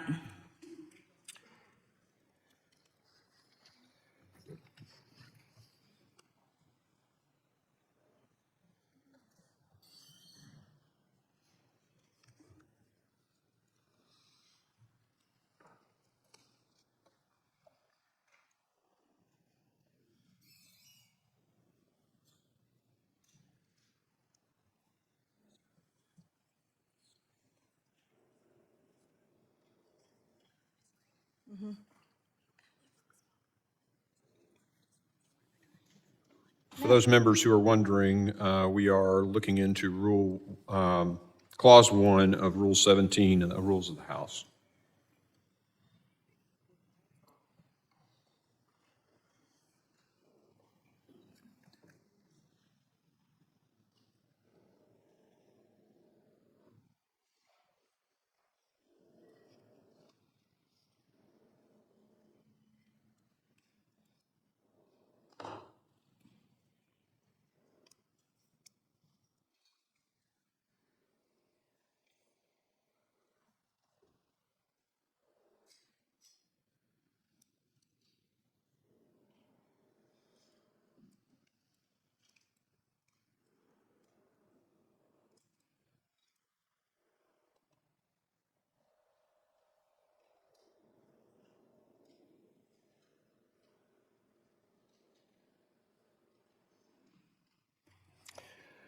Okay, the chair rules that those words that were spoken are not going to be stricken from the record. Mr. Chair. Mr. Chairman. The gentleman from Mississippi is recognized. I don't think there's any question about what the gentlelady said. I've been on this committee from day one. We've never had an accusation made of any member like that. And I'm appalled at it. We all ought to be embarrassed at it. We are a better committee than what the gentlelady is trying to make of this committee. So I appeal the ruling of the chair. The ruling of the chair has been appealed. We will now, gentleman moves. Mr. Chairman, a point of order. Yep. Right over here. Could you explain what part of those words are not engaging in personalities and what the basis of your ruling is? No, we're going to let the vice chair take over the committee at this point. Thank you. Mr. Chairman, I move to table the motion. There's been a motion to table. All in favor say aye. Aye. Aye. Those opposed say no. No. In the opinion of the chair, the ayes have it, and the motion to table is agreed to. Mr. Chair, The gentleman is recognized. I request a recorded vote. A recorded vote has been requested. The clerk will call the roll. Mr. Chairman, would the gentleman from New York, Mr. Goldman, yield? The clerk will call the roll. Mr. McCall. Aye. Mr. McCall votes aye. Mr. Higgins. Mr. Guest. Mr. Bishop. Mr. Jimenez. Mr. Pfluger. Mr. Pfluger votes aye. Mr. Garbarino. Ms. Green. Ms. Green votes aye. Mr. Gonzalez. Mr. Gonzalez votes aye. Mr. Lalotta. Mr. Lalotta votes aye. Mr. Ezell. Aye. Mr. Ezell votes aye. Mr. D'Esposito. Ms. Lee. Aye. Ms. Lee votes aye. Mr. Luttrell. Mr. Strong. Mr. Burkeen. Aye. Mr. Burkeen votes aye. Mr. Crane. Aye. Mr. Crane votes aye. Mr. Thompson. No. Mr. Thompson votes no. Ms. Jackson Lee. Mr. Payne. Mr. Swalwell. No. Mr. Swalwell votes no. Mr. Correa. Mr. Carter. No. Mr. Carter votes no. Mr. Tanadar. Mr. Magaziner. Mr. Ivy. No. Mr. Ivy votes no. Mr. Goldman. No. Mr. Goldman votes no. Mr. Garcia. No. Mr. Garcia votes no. Mrs. Ramirez. No. Mrs. Ramirez votes no. Mr. Menendez. No. Mr. Menendez votes no. Ms. Clark. No. Ms. Clark votes no. Ms. Titus. Mr. Higgins. Mr. Guest. Mr. Bishop. Mr. Jimenez. Mr. Garbarino. Mr. D'Esposito. Mr. Luttrell. Mr. Luttrell votes aye. Mr. Strong. Ms. Jackson Lee. Mr. Payne. Mr. Correa. Mr. Tanadar. Mr. Magaziner. Ms. Titus.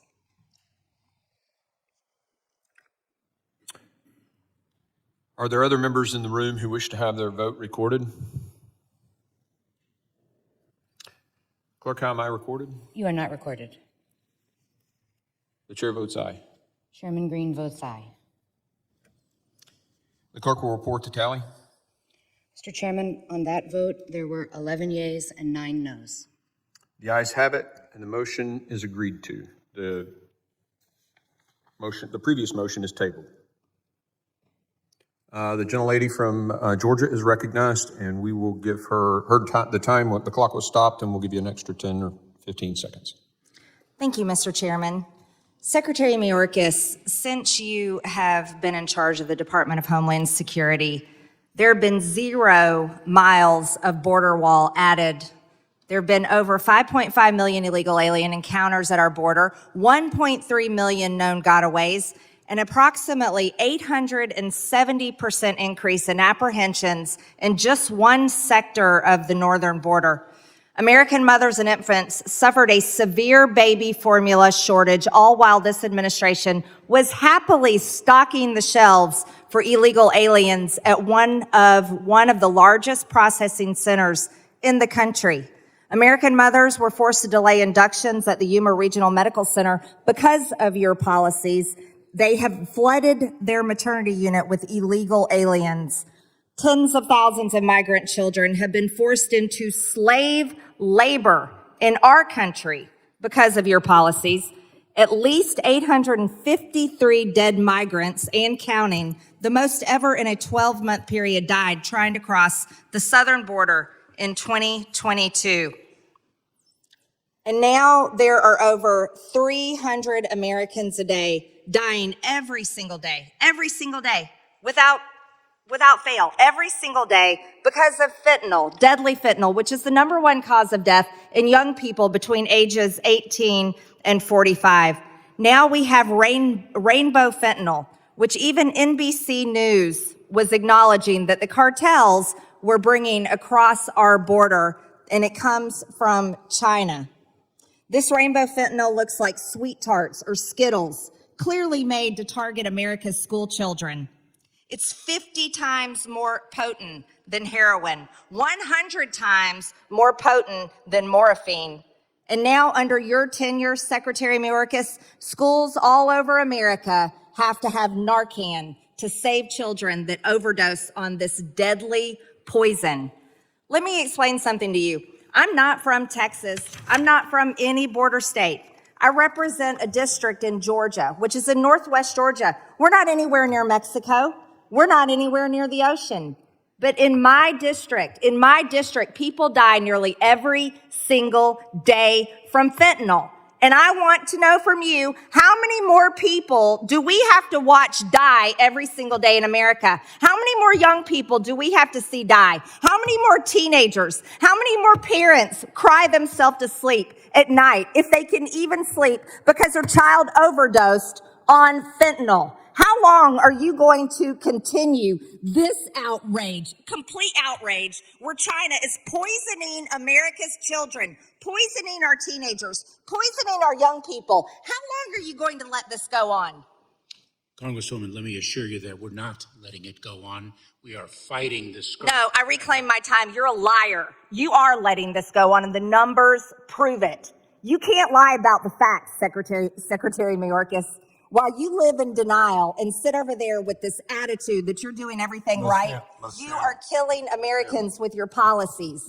And that is a fact. Your policies are killing people, over 300 Americans a day, over 300, and it's outrageous.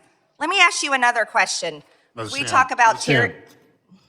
The ranking member is recognized. You know, we can disagree, but just the fact that we have people watching, you don't have to call a witness a liar. And I just... Excuse me, does the ranking member have a point of order? Well, No. actually, I want you to take the words of the speaker down. So, I mean, but I need to explain. so the gentleman does have is Yes. raising a point Yes. of order. So the point is, in raising this point of order, And General Lady's time will be restored. you know, we have a history of being a bipartisan committee that work on solutions. Now, we can disagree, but we've gotten to the point of the language that we're using is not the kind of language that historically we, as members of this committee, we've used. And again, I just think in the interest of civility of this committee, I would implore all of the members that understand the strength and concern, but you know, there's a way that we ought to conduct ourselves.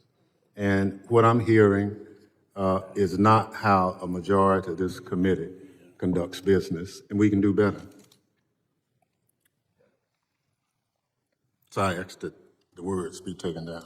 Committee will suspend. The gentleman will state the words that he wishes to be taken down. The gentlelady referenced the secretary and called him a liar. Chair asks the gentlelady if she wishes to seek unanimous consent to modify or withdraw her remarks. I will not withdraw my remarks because the facts show the proof. Okay. Yeah.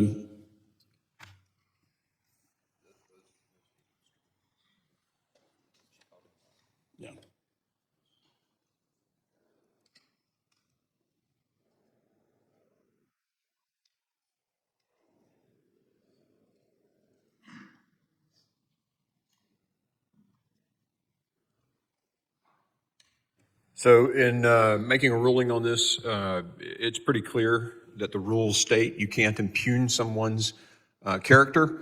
Identifying or calling someone a liar is unacceptable in this committee. And I make the ruling that we strike those words. Sorry, just a point of order, it's a legitimate question. You're recognized. Thank you, Mr. Chairman. Did you move to take the words down or to strike them, Mr. Thompson? Yeah, sorry, I just stepped in. Point of Yeah, order. take them down. So, my understanding is if words are taken down, that means that the member can no longer speak in whatever the proceeding is that those words were said. Personal inquiry, point of personal inquiry. There's no such thing. Stand by just a second.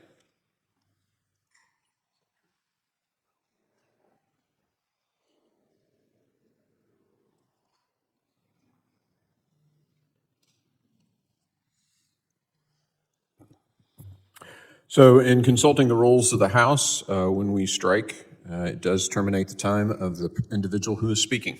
So the gentlelady is no longer recognized. The chair now recognizes Mr. Ivey, I believe. Can I make a point of inquiry, Mr. Chairman? You can. So the ruling was that because she used the word liar, that was taken down, which I agree with.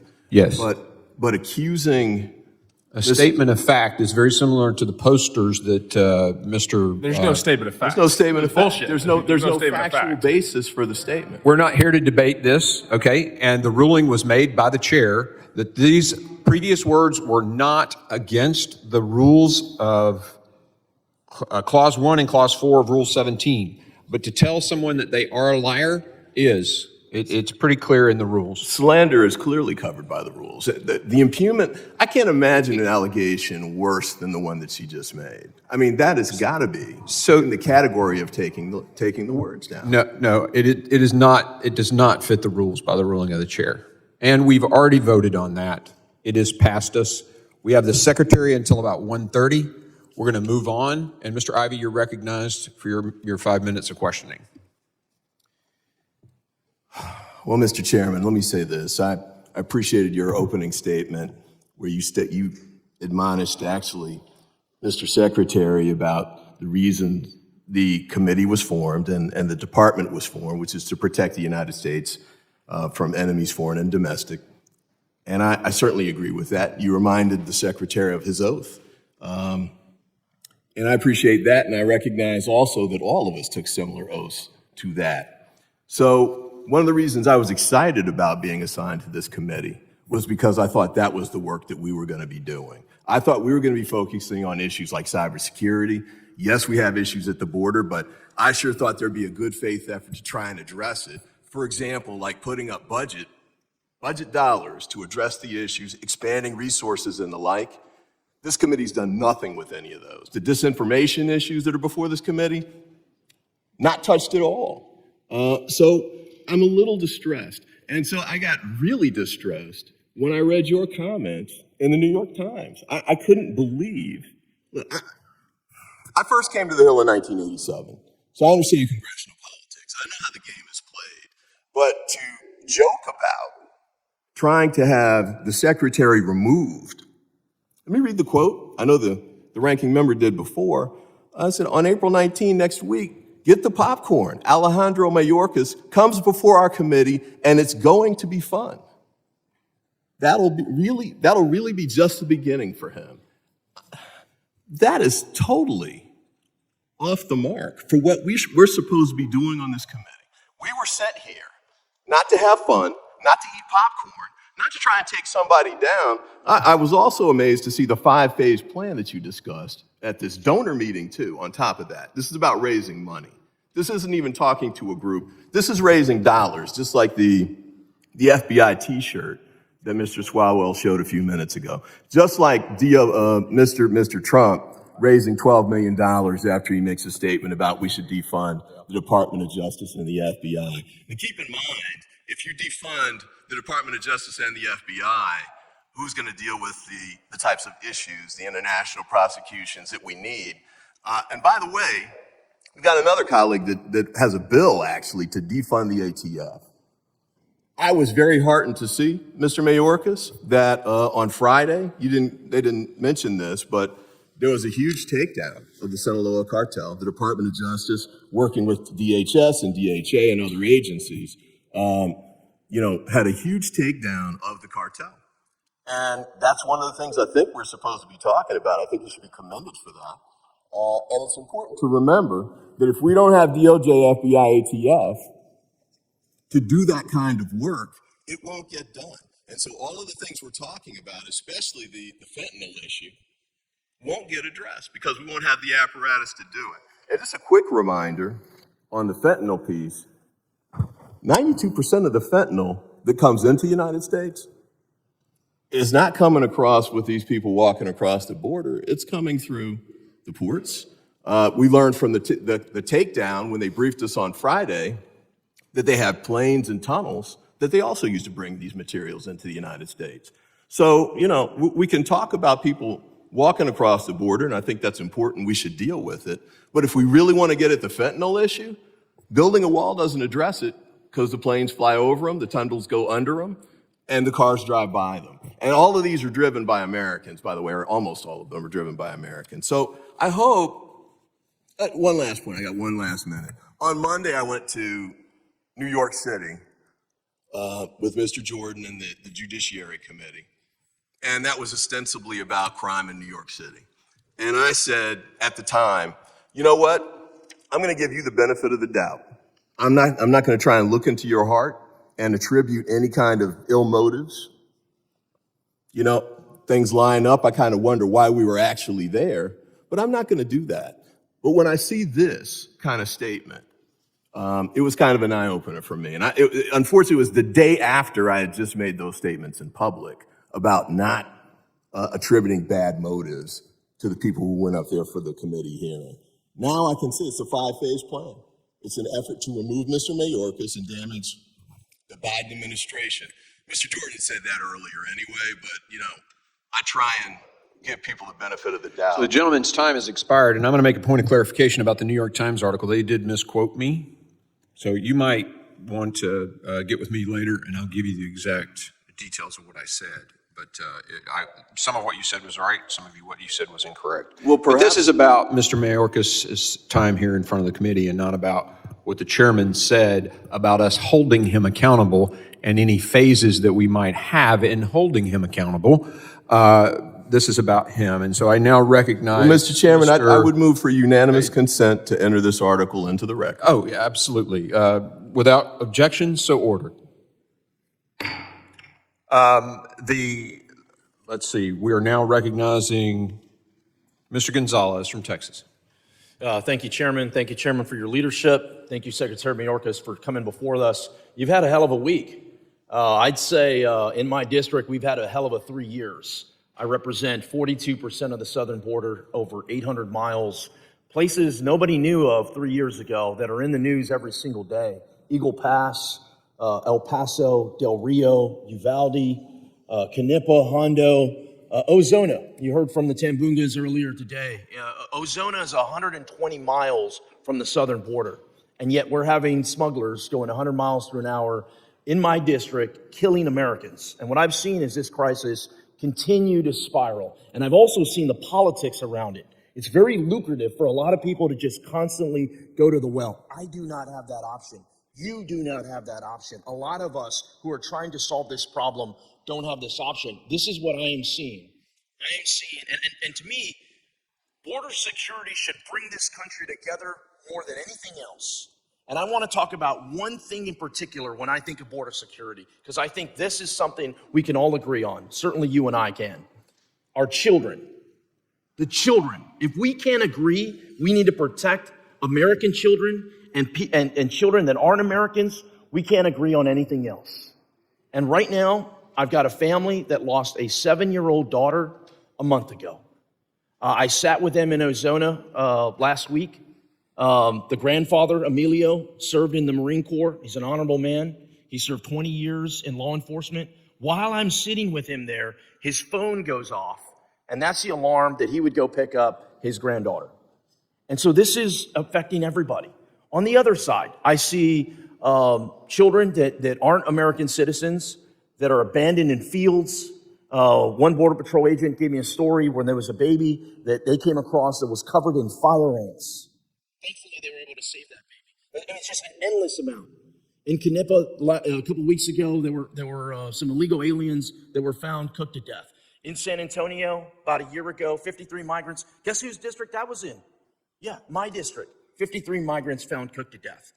The last administration, Democrats came out and they said, the Trump administration, no more kids in cages. I'm asking that the Biden administration have no more kids in graveyards. That's where this is at. And we need help. I spent 20 years in the military. And what I am worried about is this round and round we go, pointing fingers, pointing blame. I know you've been in this process a long time. You understand what it takes. You know how to implement some policies that work. I am concerned that the department has lost its way. And I go back to my time in the Navy, where the goal, and I hope the goal for you is the same, the goal was always make the place better than how you found it, and turn it over to your predecessor so they could make the place better for how they found it. What I see right now is it might be time for a change in DHS. And what I would like to look at is what does that change look like? At some point, I don't know how, I don't know when, at some point you will no longer be the DHS secretary and you will move on to something else. I want to see what does the department go from here?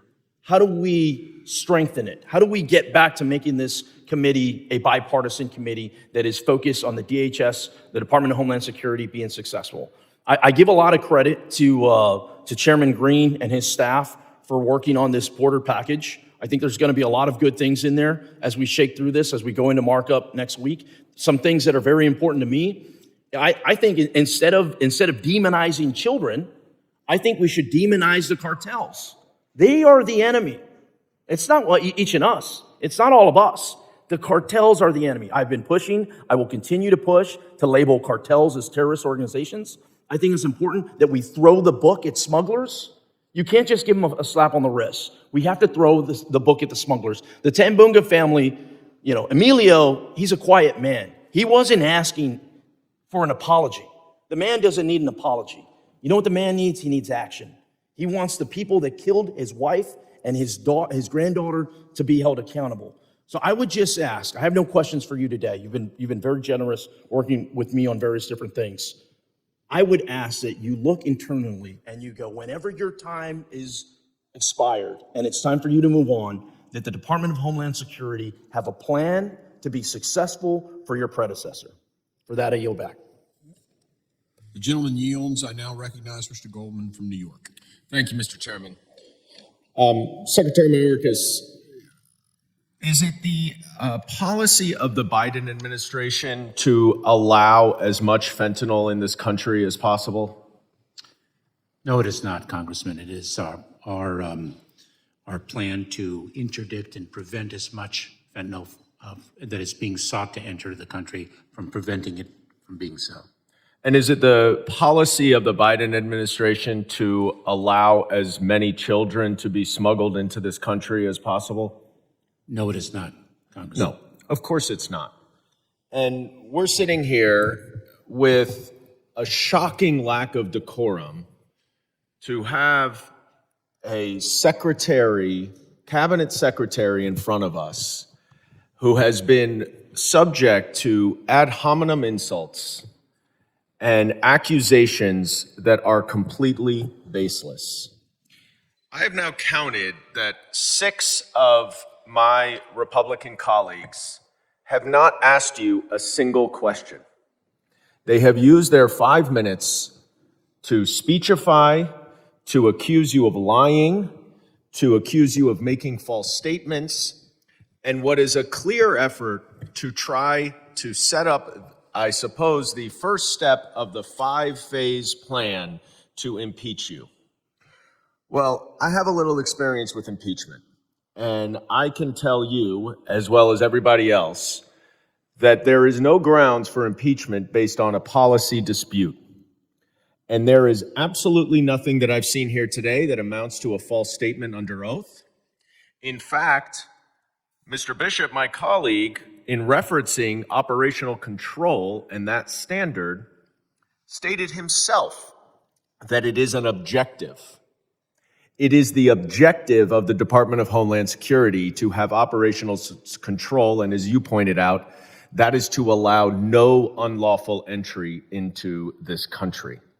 That, of course, is an impossible standard, and you are certainly to be applauded for recognizing the problem that we have at the border and providing more resources and asking for more resources to solve that. I have another question, Secretary Mayorkas. If there are more encounters at the border between Homeland Security officials and smugglers, migrants coming in, you name it, does that mean that the Department of Homeland Security is doing its job better or worse? Congressman, I'm not sure I understand your question, but let me just say this, that encounters are a function of a number of factors. And what we are seeing is an increase in migration around the hemisphere. And the factors involve why people leave their countries of origin, their home, for a better life, because of authoritarian regimes, because of extreme poverty, violence, persecution by reason of their membership in a particular social group, because of the adverse impacts of COVID-19. Our country has advanced in conquering the COVID-19 pandemic more than any country to the south. Our country has 10 to 11 million vacant jobs that are incredibly meaningful for people who are fleeing extreme poverty. The United States of America remains the greatest country in the world, the country in which so many people want to live for a better life. The number of encounters often reflect all of those factors. Including, right, the fact that your officials are doing their job and encountering people who are trying to come across without a lawful visa.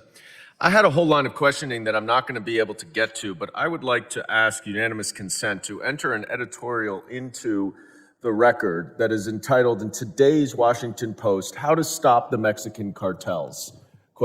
Stop supplying them with guns. Without objection, so ordered.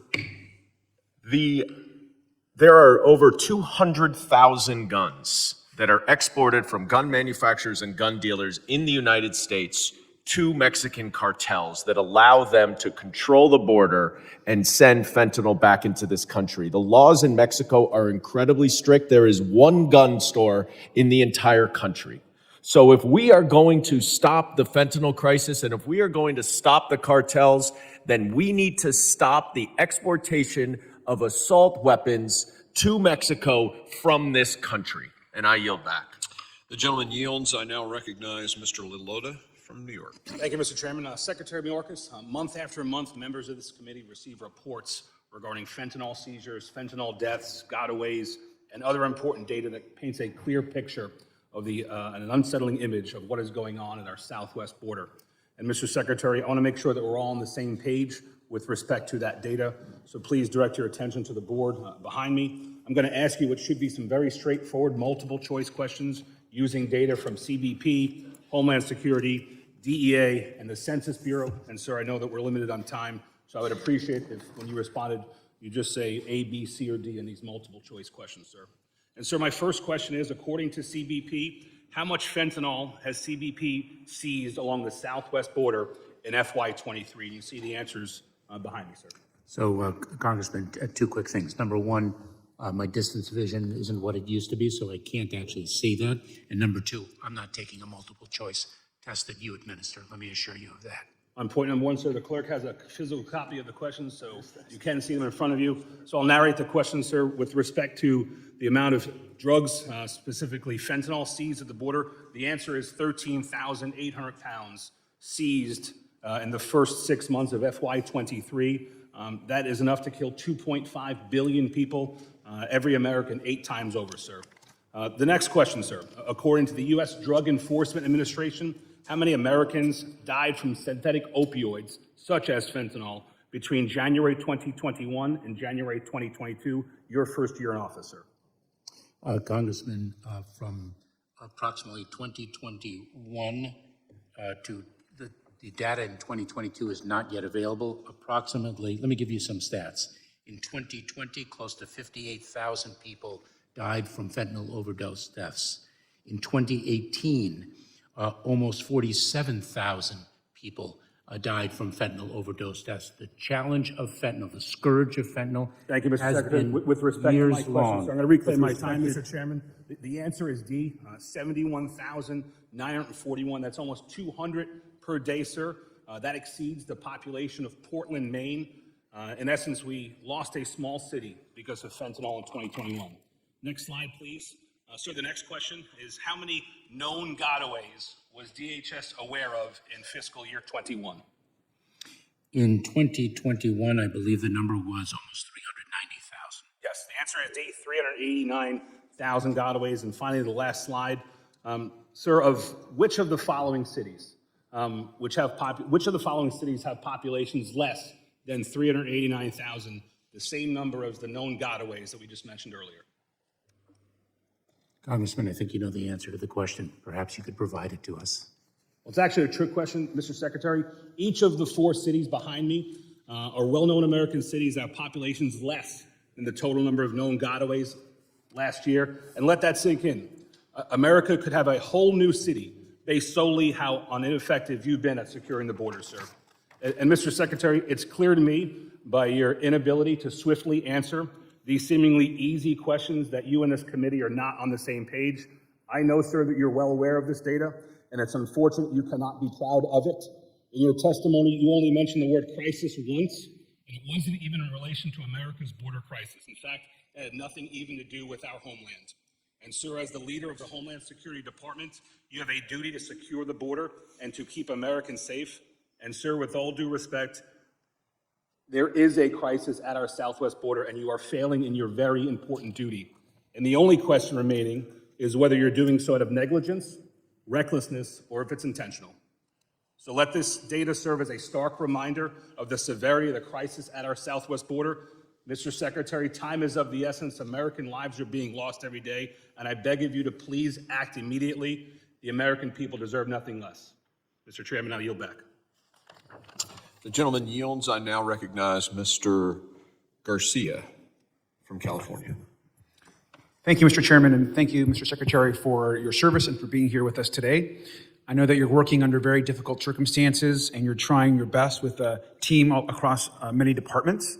And we also know the challenges that we face at the border are not challenges that you can take on your own and not just the responsibility of your department. Now, we all know we're battling a fentanyl crisis with also inadequate mental health and drug treatment programs. And we're also acknowledging the fact that drugs can be easily transported by Americans through legal ports of entry. We've heard this numerous times today. I also just want to remind us that we also don't have legal, orderly pathways to citizenship, which forces people to come in other ways to our country.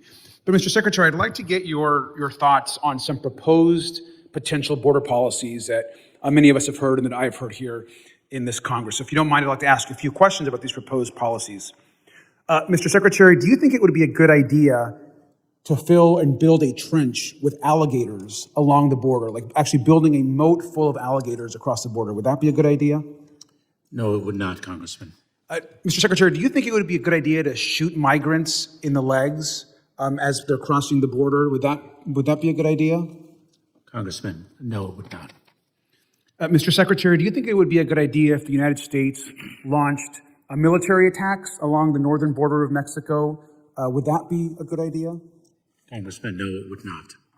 Thank you, and I of course, agree with you, sir. And I just want to note that these insane ideas have been proposed by former President Trump and members of our very body here in the Congress. And so I thank you for your answers. I think it's important to note that by seeing what's happened today and the rhetoric around this really important conversation, that the majority is not really serious about any solutions, that they are serious about a radical anti-immigrant agenda and getting any protections for the rights to legal asylum and immigration. I, like many others, remember when Donald Trump's Attorney General said that we need to take away children. Clearly a cruel statement that continues to be repeated over and over by many members of this majority. Now, House Democrats want an orderly system at the border where people have legal pathways to come, to build better lives, and where we can work together to actually solve the issues that exist along our border. And I want to thank you for your work as we continue to do that. And Mr. Secretary, finally, can you describe the importance of safeguarding the legal right to asylum so that vulnerable people can get the opportunity to build safe lives, like you and I both as immigrants have been able to do? Congressman, our asylum system is one of the crown jewels of our country. We have taken great pride since our founding to be a country of refuge for those people fleeing persecution. I came to this country with my parents and my sister as political refugees from Cuba, fleeing the communist takeover there. We understand the meaning of this country as a place of refuge. It is why I have sought to give back to this great country by more than 20 years of public service. Absolutely, sir. And I came to this country as a young child also. I became a U.S. citizen in my early 20s. And like you, I'm a proud immigrant of this country. And it's unfortunate that so many choose to forget that immigrants make contributions to this country and can become secretaries of departments and members of Congress. With that, I yield back the rest of my time. Thank you. The gentleman yields. I now recognize Mr. Ezell from Mississippi. Thank you. Thank you, Mr. Chairman. And thank you, Secretary Mayorkas, for being here today. It's been a tough day. But I would like to address, since the Biden administration took office, CBP reports that nearly 1,200 Border Patrol agents have been assaulted on the job. Morale is pretty low, and these agents are being overwhelmed emotionally and physically. This increase in agent assaults should alarm all of us. Mr. Secretary, can you please tell me how you're supporting your frontline agents and your officers that are going through this ordeal? Congressman, thank you very much for your question. We are supporting the members of U.S. Customs and Border Protection every single day. And let me share with you, you mentioned assaults against our Border Patrol agents. Such an assault is a violation of Title 18 of the United States Code, Section 111. And as Chief Ortiz and I and other sector chiefs have addressed, we are seeking the prosecution of individuals who assault our Border Patrol agents. They are doing heroic work, our Border Patrol agents, under significant challenges, and they deserve and are receiving our support. Thank you. I'm also concerned how the Biden administration is making it more difficult for our ICE agents to do their job, adding some bureaucratic red tape. And an example from my home state of Mississippi, your department required an agent to call and ask permission from D.C. to remove an illegal alien who had been convicted of possession with intent to distribute 10 kilos of methamphetamine. Mr. Secretary, I know if I didn't enforce the law while I was a sheriff, I'd have been removed from office. And will you help remove some of these obstacles, like having to call D.C. to get rid of a guy that's been convicted of 10 kilos of methamphetamine? Will you help remove some of this red tape so these guys can do their job? Congressman, I look forward to learning more about the particular case that came to your attention, because I will tell you that the field office director in Immigration and Customs Enforcement has the authority to approve a removal. And in fact, in this administration, more aggravated felons have been removed per month than in the prior administration. Our focus is indeed on individuals who pose a threat to public safety and national security. Thank you.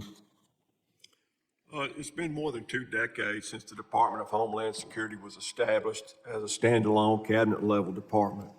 The department has significantly grown. It now consists of nearly 30 components and offices with more than 240,000 employees. I am concerned about the Homeland Security as being weaponized in ways that distract from its originally intended mission. Specifically, experts have suggested that it's time to overhaul the department's Office of Intelligence and Analysis, citing the office's inconsistent struggle to provide timely and accurate intelligence. As the Secretary of Homeland Security, can you give me 3 concrete ways in which you could recommend Congress reform the Office of Intelligence and Analysis to improve the efficient flow of information? Congressman, let me share with you that we have an undersecretary, Ken Weinstein, who leads the Office of Intelligence and Analysis, who served as a United States attorney, has served as the Homeland Security Advisor to former President Bush, has served as the Assistant Attorney General for the National Security Division of the U.S. Department of Justice, an extraordinary leader. I'm very proud that he agreed to join our department, and he is very focused on growing the strength of the Office of Intelligence and Analysis. And one of the ways in which Congress can do so is to properly fund that office, which is so critical to equipping not only the federal government, but also our state, local, tribal, territorial, and campus partners in securing communities across this country.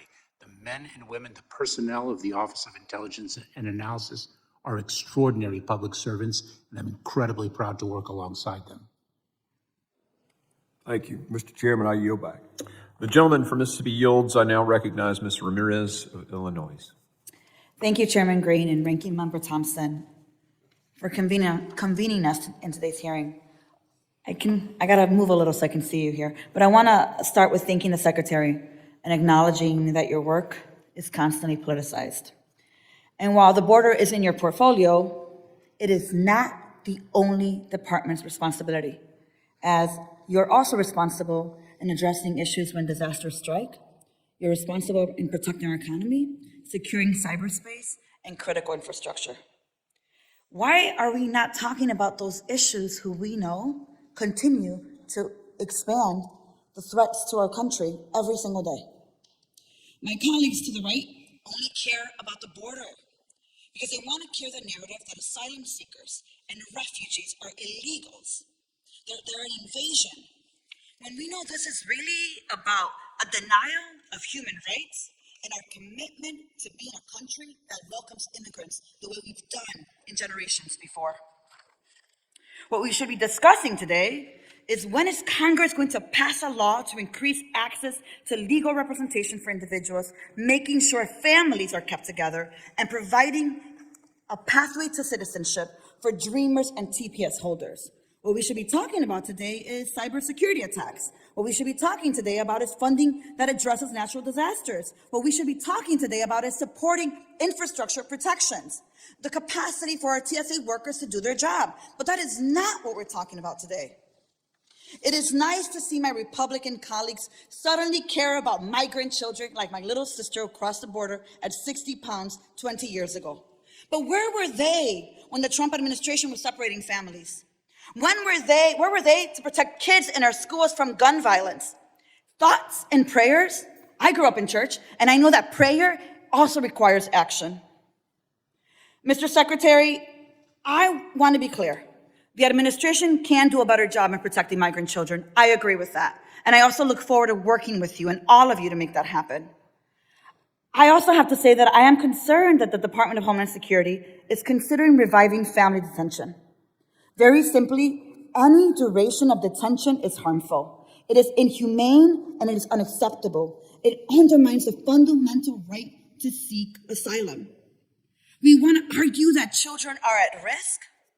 We alternatively have to argue that shutting off avenues to claim asylum will keep kids safe by keeping them in their home countries. But we have heard it. If any of you have ever been to Guatemala, to Chiquimula, to San Isidro, you will know what poverty actually feels like, what it's like to have to live every single day in danger, why you would walk 1,811 miles to get to this country. These people are fleeing their countries with unimaginable poverty. And from my own experience, you've heard me talk about in Central America, they're forced to leave their homes all the time. We must take this problem of child exploitation seriously, but we cannot do it at the expense of our children. This is why I want to talk a little bit more about family detention. And I am aware that there's been conversations around reinstating that. But as you know, people are leaving everything and everyone they know behind. And Mr. Secretary, I'm aware that it is not a final decision on this policy, but I hope to see your department and the administration lead with humanity as you have done and urge not to reinstate any policy that results in families being placed in detention centers. Mr. Secretary, can you provide a full written update on the status of the consideration of family detention to this committee? Congresswoman, no decision has been made. I encourage an environment, a work environment where people feel free to present their ideas, and we discuss those ideas in a thoughtful and deliberate manner. Thank you, Secretary. So if there's an update at any time, I would like to be able to receive that. Mr. Secretary, I just want to wrap up here. And I know that we talked about TSA and I have a few seconds left, but I do want to come back to ask you a quick question about TSA. Would you please explain how expanded bargaining rights combined with increased pay are critical to improving working conditions for TSA officers? Congresswoman, we have had challenges over the years, given the unequal pay, the unfair pay of our TSA personnel, and the lack of bargaining rights that they have suffered. We've had a very difficult time recruiting and retaining personnel. And we believe in fair pay for our extraordinary frontline personnel, for all of the people in the Department of Homeland Security, which is why we are seeking the funding to support that fair pay and the bargaining rights they richly deserve. Thank you, Secretary, and I yield back. The gentlelady yields. I now recognize Mr. D'Esposito from New York. Well, thank you, Mr. Chairman, and I want to start by thanking you for your leadership, because I think one of the most important things that we're addressing today is leadership. There's so much to talk about. It seems like over the last few hours, we've spent time going back and forth about funding for Border Patrol agents. What we've failed to recognize is that we could provide all the funding that we want for Border Patrol agents. They don't want to work for you, Mr. Secretary. I've spoken to them. I've visited the border. In fact, I visited the border before even having the honor to serve as a member of Congress. I proudly served the New York City Police Department as a detective for over a decade. So I got to speak to these individuals cop on cop. They don't like how you're operating. They don't like how they're being treated. And there are many people in this room that have served this nation in our military, have served in law enforcement. And I will tell you, there is nothing worse.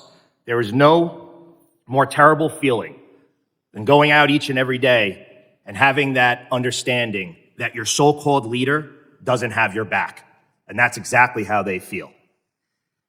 We talked, someone from the other side of the aisle mentioned the fact that the border is just part of the news cycle. Well, I would have to argue that, and I'm pretty confident that the victims that we've seen of fentanyl overdoses, those that we've seen as victims of crime, of those individuals coming over our border illegally, those that have been captured and now completely at the hand of the cartel, they don't think it's just a news cycle. What it is, it's become a disaster. You mentioned that you believe we have operational control, and you see that operational control in, quote, a lens of reasonableness. I will speak as a New Yorker and tell you that lens stinks, because none of us see it as reasonable. You also mentioned the extraordinary personnel. And again, as many members of this committee have had the opportunity to visit the border, and we've spoken to those brave Customs and Border Patrol agents, and when they are able to speak freely and talk about what they do on a day-to-day basis, when they don't have one of your henchmen standing around making sure they don't say anything terrible about you or about Homeland Security, they tell the truth. And they are doing the best work that they possibly can under a terrible act of leadership. And I will say that we are here today. Your failures, your dereliction of duty, your failure to uphold the oath that you took to protect this homeland, it is not a Democrat issue. It's not a Republican issue. It's an American issue. And when we go back to our home states and we talk to individuals, they don't care what party we're from. You know what they care about? They care about crime increasing in their community. They want people to have the American dream. And I think that's what we're missing here today. We want people to have the American dream. You know what we want? We want them to come through the front door. That's what we're asking. And that's what you're failing to do. So I'm going to bring it back home. Your lack of leadership has created not just the states along the border to be border states. Every state in this great nation has become a border state. In New York City alone, there are projections that the city could spend up to $1 billion, with a B, to support more than 50,000 migrants that have arrived over the past year. Now there's talk that they actually want to take these migrants from New York City and bring them to the Nassau Coliseum right in the middle of my district. So I have to ask, have you or any member of your administration been in talks with New York City to move these migrants from New York City to the Nassau Coliseum? Congressman, not to my knowledge, but the... And I have to say, in what world, because if there's no discussions, it's a yes or no question. In what world do you think that housing migrants in a sports facility is a good idea?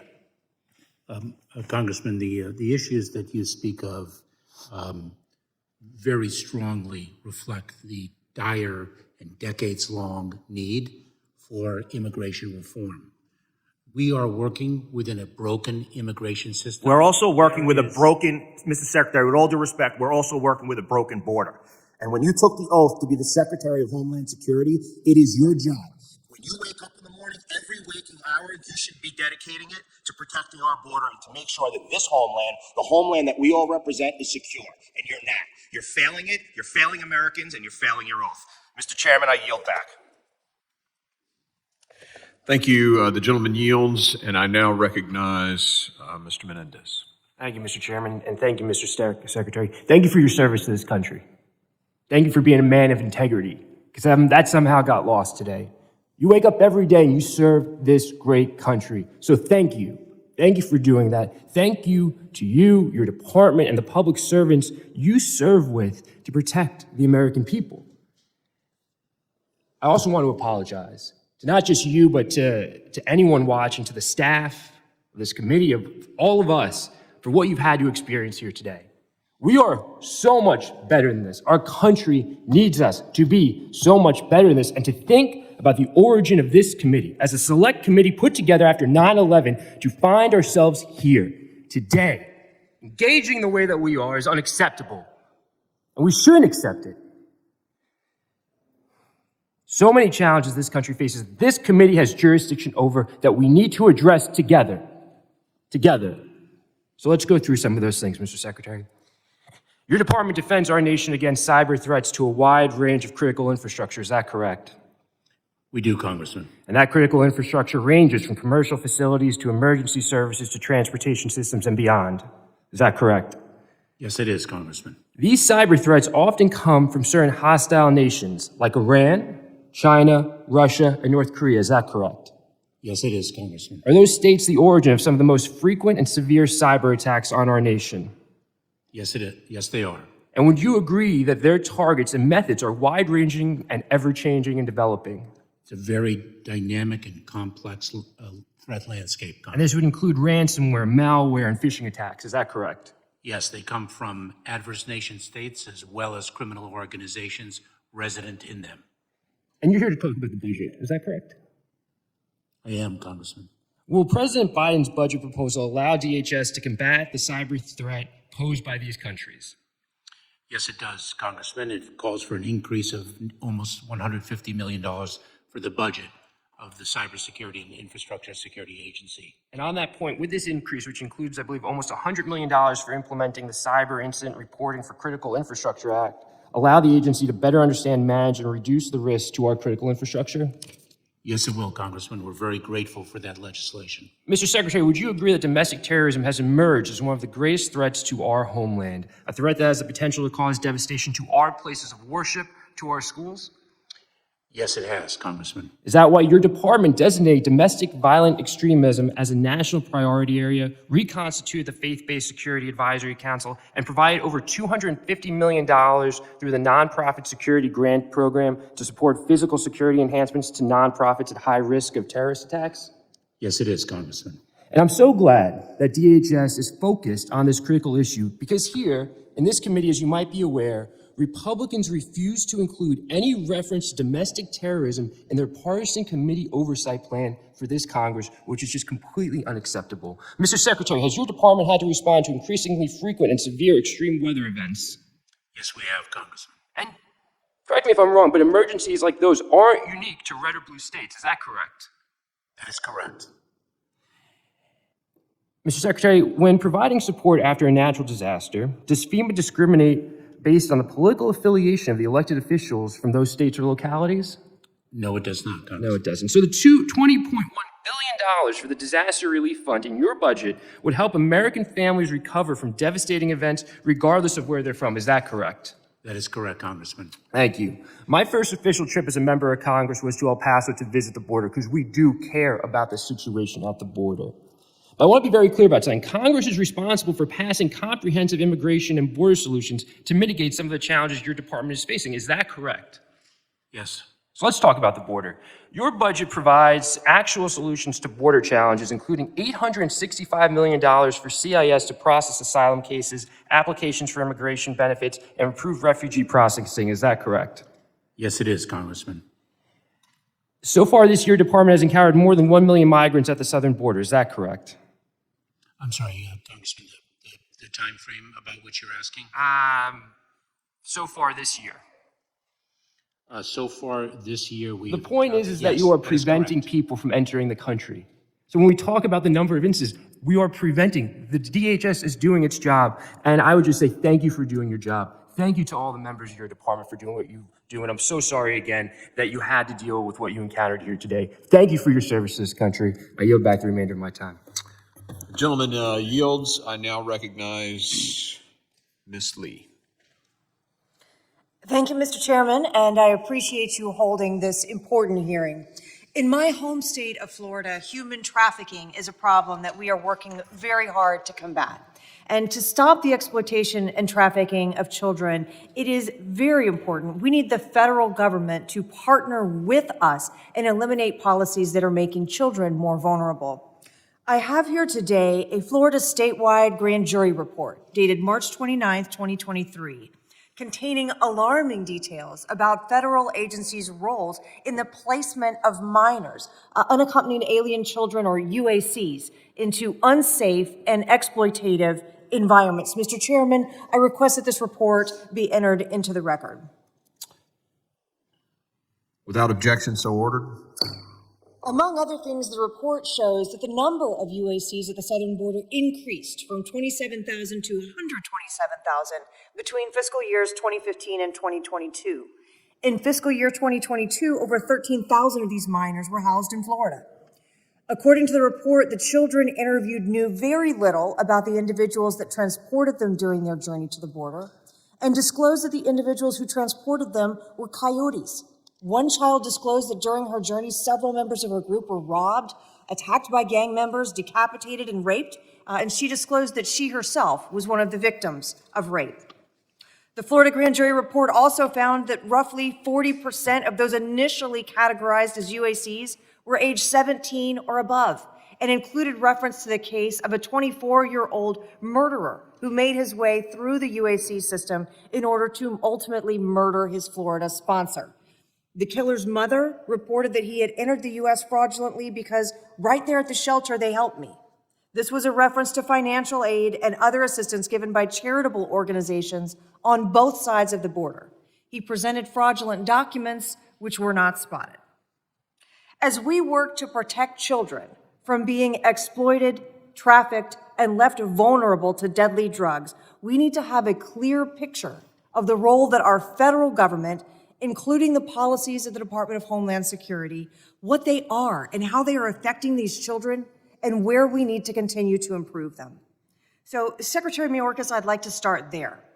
When Border Patrol agents encounter an unaccompanied child, Does DHS cross-reference the UC portal to determine any simple details, such as, has this child been through our system and been processed before? Congresswoman, I very much appreciate your concern for the well-being of children and your concern in the fight against human trafficking. It is precisely why, for the first time in the department's history, we have created a sixth mission set in our quadrennial Homeland Security Review, and that is the fight against human trafficking. It is precisely why we are devoting increased funds to the Center for Combating Human Trafficking, the CCHT. Just so that you understand, if I may, our role when we receive an unaccompanied child at the border, when we encounter an unaccompanied child. It is our legal responsibility under the law to transfer that unaccompanied child to the Department of Health and Human Services within After 72 hours, correct? Now, when you have that child for 72 hours, are you in fact verifying that that child is a minor? Of course, we seek to verify the age of that child, the identity of that child, before we transfer that child to the Department of Health and Human Services. And Do you cross-reference the portal to make a determination of whether or not that child has actually been put into our system, whether that child has been processed through your system before? Congresswoman, I would be pleased to provide you, after this hearing, with the details of what exactly our Border Patrol agents do when they encounter an unaccompanied child and how they verify the identity and age of that child.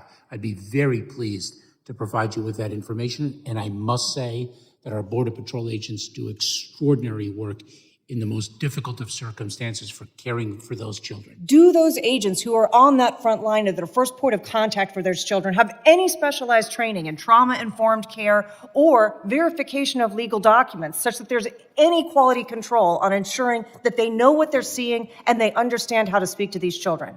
Congresswoman, the Border Patrol agents are trained in a number of different areas, given the dynamism and complexity of the challenges that they confront, and I'd also be very pleased to provide you with details about that. Mr. Chairman, I yield back. The gentlelady yields. I now recognize Ms. Clark from New York. Thank you very much, Mr. Chairman. Good afternoon. Let me first start by thanking you, Secretary Mayorkas, for joining us today, as well as thank our Chairman Green and Ranking Member Thompson for convening this afternoon's hearing or this morning's hearing. Let me also say how disgraceful the display of rhetoric here today targeting our secretary was for this committee. As a member of the committee for my entire tenure here in the House of Representatives, this committee has always been bipartisan. It's always been focused on the preservation, protection of the homeland. But today's display of just downright disgusting behavior is not indicative of who we should be and who we are as a committee. So I'd like to, first of all, lift up and thank and commend the Biden administration and you, Secretary Mayorkas, for rebuilding the department and your critical efforts to support DHS's overall mission. Your job is not an easy one, and since 9/11, it has never been easy. It's easier when you have cooperation from a bipartisan panel of members of Congress that want to seek out solutions to the myriad of challenges that we face. So today I'd like to focus on cybersecurity, Mr. Secretary. My first question is about the Cyber Incident Reporting for Critical Infrastructure Act, or CIRCIA, a landmark piece of legislation that I authored in the last Congress, which directs CISA to stand up mandatory cyber incident reporting requirements for critical infrastructure. It's been a little over a year since Congress passed CIRCIA, and I'd like to know what progress has been made in that 1 year, and how quickly might we expect to see a final rule?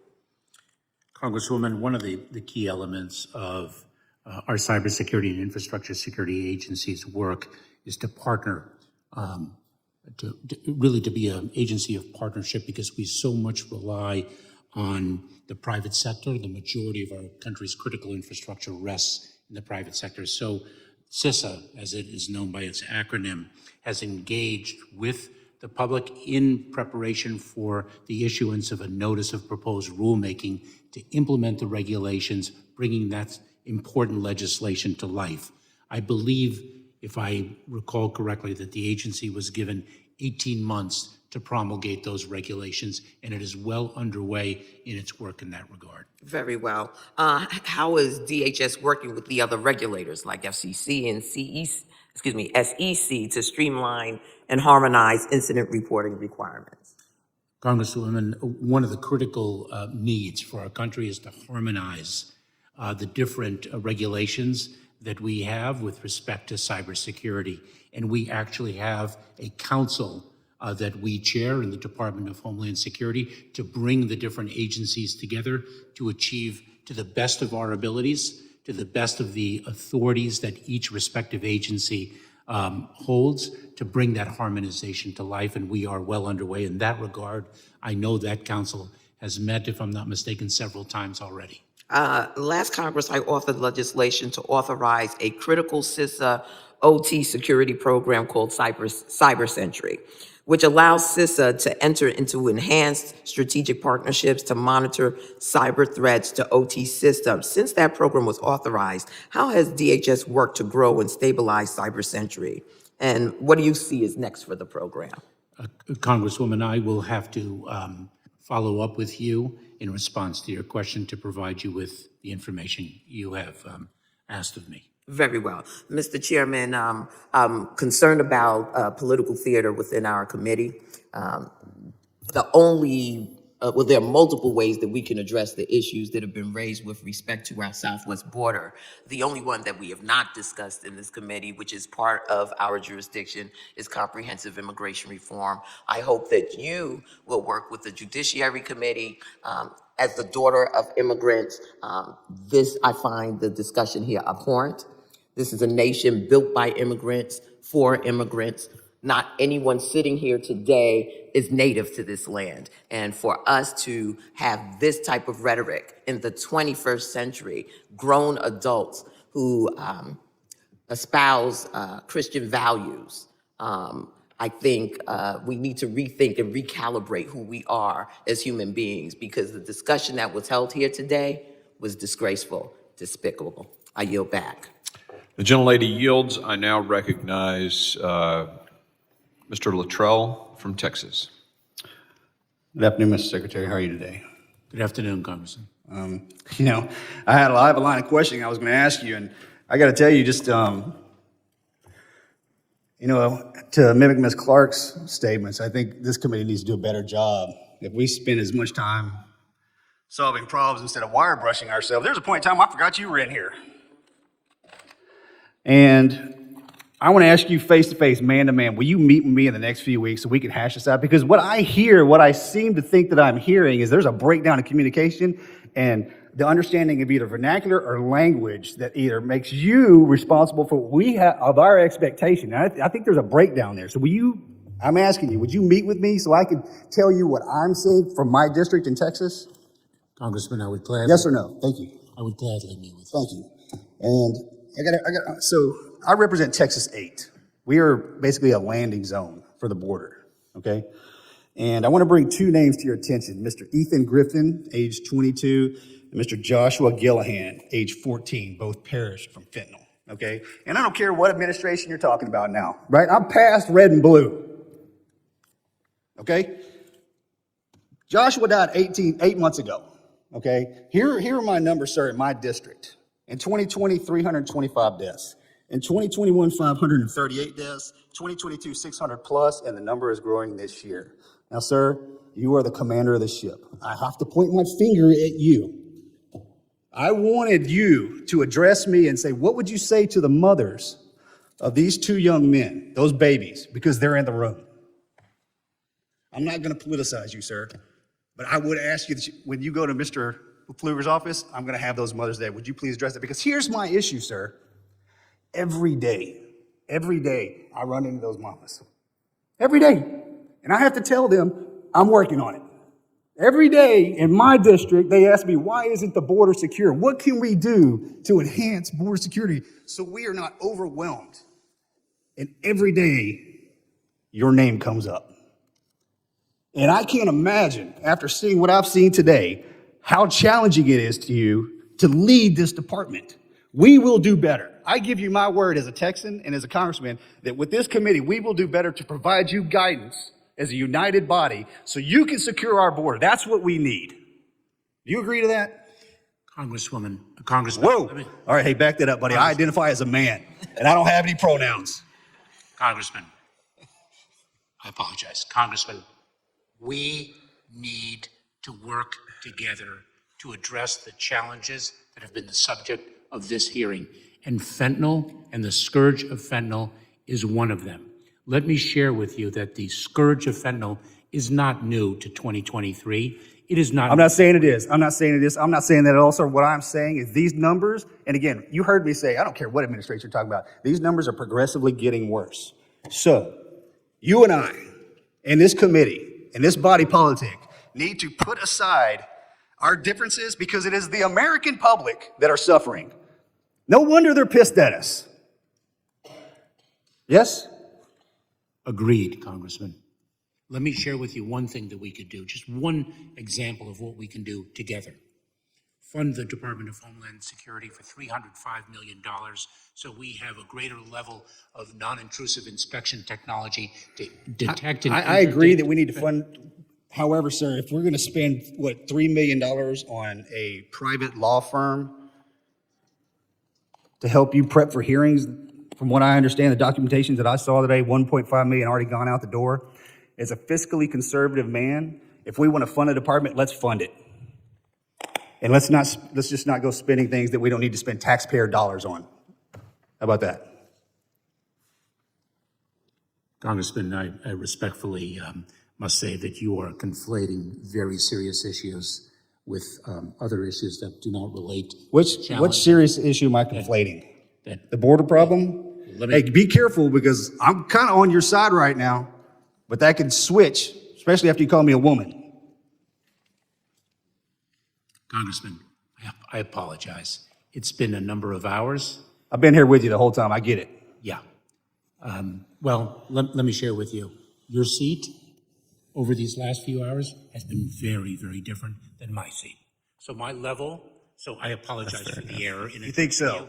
You just think because you're taking darts in this committee and didn't you just hear me say that I got to stand in front of those two mothers back there and explain to them what I'm doing to make sure their babies and other babies, the reason that they died? I didn't think so. I yield back. Gentleman yields. I now recognize Ms. Titus of Nevada. Bullshit, man.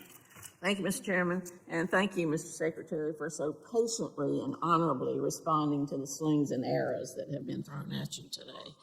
I'm sorry that Ms. Lee left since she has such a concern for human trafficking. I was going to invite her to join me on a bill that I've introduced with Representative David Joyce called the Impact Act, Human Trafficking. It would enhance your ability to combat human trafficking by establishing a Homeland Security Investigation Victim Assistance Program to train investigators and specialists, which is what she seemed to think we needed more of.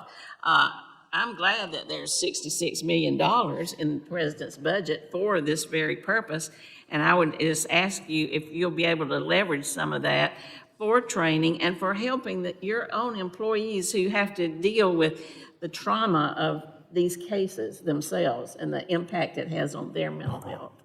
Congresswoman, yes, we would. And I'm very appreciative of the fact that you recognize how difficult this work is on the personnel who do it. Yeah, thank you.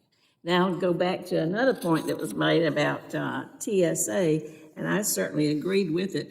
Las Vegas has the 7th busiest airport. It's in my district.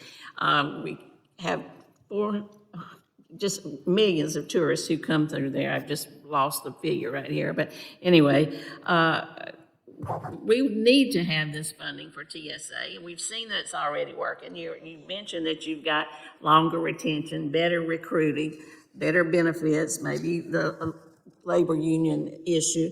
But I hear from my colleagues across the aisle that they want to cut non-defense spending, and I'm concerned that the pay raises for TSA might be on their list of things to do away with. Can you just one more time talk about how we need to do that for the safety of the traveling public and how much that impacts the economy of every district of people who can fly in and out safely knowing TSA is there for them? Congresswoman, there are three elements to this. Number one, the pay fairness that we are hoping to achieve for our TSA personnel will better ensure their well-being. It will improve our recruiting and retention, number one. Number two, our extraordinary TSA personnel who work on the front lines ensure the safety and security of the traveling public. And third, they facilitate that travel by streamlining the process and making sure that the experience at the airport is as positive as possible. Well, we know that our travelers to Las Vegas, we want them to have the best experience from the time they leave home to the time they get back, and that includes the whole airport experience. So we appreciate what TSA folks do, and they put themselves in harm's way on those check lines. When you've seen angry travelers, you've seen them confiscate weapons. It's not just easy job. It is certainly not, none of our frontline jobs are easy, but the individuals who perform them are extraordinary public servants. I'm incredibly proud to work alongside them and to support them.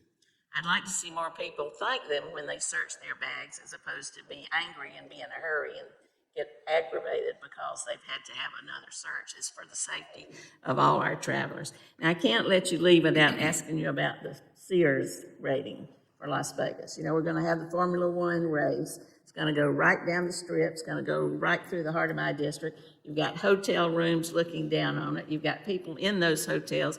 We know that can be a problem from the October 1 shooting. I know you've been working with our local agencies.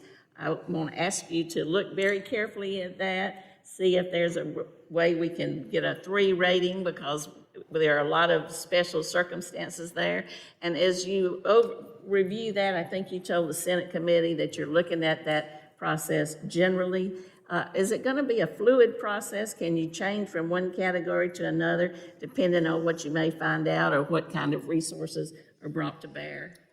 Congresswoman, the SEER rating, the Special Event Assessment Rating process, is indeed a fluent one.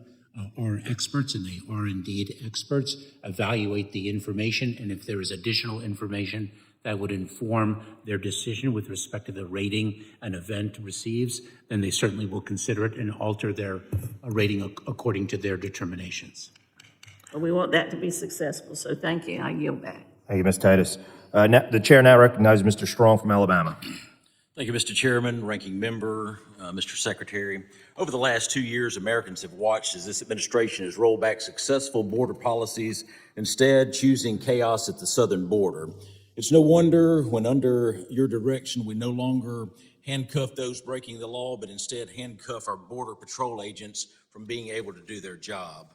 I've been able to visit the southern border twice this year already. What I witness concerns every American and from both sides of the aisle. Cartels are taking advantage of our open borders to smuggle humans and drugs into our country at an alarming rate. These cartels have gained complete control of the southwest border and a significant portion of the U.S. Drug market by establishing diverse transportation routes and advanced communications capabilities. Drones are one such tool cartels are using to conduct counter surveillance, pinpoint the location of law enforcement at the border, and increase the success of smuggling operations. In a February 7th House Oversight hearing, U.S. Border Patrol testified that in the last year, one sector of the southern border alone had more than 10,000 illegal drone incursions and 25,000 detections. Not only is this a grave concern for the safety of our law enforcement officers at the border, but it is a serious threat to our national security. During that same hearing, USBP shared that our adversaries had 17 times the number of drones to continue to grow their operations. We have mentioned this already today, but I believe it worth noting again. Cartels have learned to use illegal immigrants to smuggle illicit contraband across the border. According to Homeland Security investigation, revenues from migrant smuggling have increased from roughly $500 million in 2018 to $13 billion in 2022. Again, it has been reported that cartel rush waves of aliens to the border to overwhelm Border Patrol as a decoy to allow for smuggling to go relatively unnoticed. As we have already established today, during your testimony at the Senate Judiciary hearing on March the 28th, you claimed that you were unaware this was happening. Mr. Secretary, I want to ask you specifically, in the 3 weeks that have followed, have you personally examined these tactics yourself? Congressman, I have in fact focused on these tactics for some time, and let me share with you that I am so appreciative of the fact that you brought up the issue of drones, because our counter drone, our counter UAS authority expires at the end of this year, and it is absolutely critical that that authority not only be extended, that we be reauthorized, but that it be expanded. We need to be able to work with local law enforcement. Drones are being used in a myriad of ways, in a number of different ways, to create a public safety risk. Thank you. We have to have the authority to counter them. Thank you. The U.S. military needs to be notified also. Secretary Mayorkas, the facts speak volumes, and let's get the facts straight. Under the previous administration, President Trump, it is a fact our borders were much more secure. Our country was safer. Under this administration, those that crossed the border were apprehended, processed, and President Trump immediately returned them by ICE air. Under your leadership, it appears our Border Patrol agents are the ones that are being handcuffed, while illegal aliens from Mexico, Guatemala, Honduras, Ecuador, Haiti, Cuba, Iran, and yes, China too, are pouring into America. This budget is baffling to say the least. It proves that returning illegal aliens immediately rather than turning them loose in America is telling. The big thing in this budget that I'm concerned about, there was not increases in air transportation or for fuel. And that's one of the things that we can do that I believe will reduce costs, is to return these illegals back. It is proven that it worked. The other thing, Mr. Secretary, can you provide details about how the department intends to spend $91 million for electric vehicles, charging stations, and $32 million for electric vehicles? How many stations and vehicles will $120 million be used for, and who created this initiative? Congressman, 2 points. I'll be very pleased to provide you with the requested details after this hearing with respect to the electric fleet that our Office of Management is working on. I want you to know that in 2021, our apprehension rate at the southern border was 81%. In 2020, it was 75%. Thank you, Mr. Secretary. Mr. Chairman, I yield back. The gentleman yields. I now recognize Mr. McKean from Oklahoma.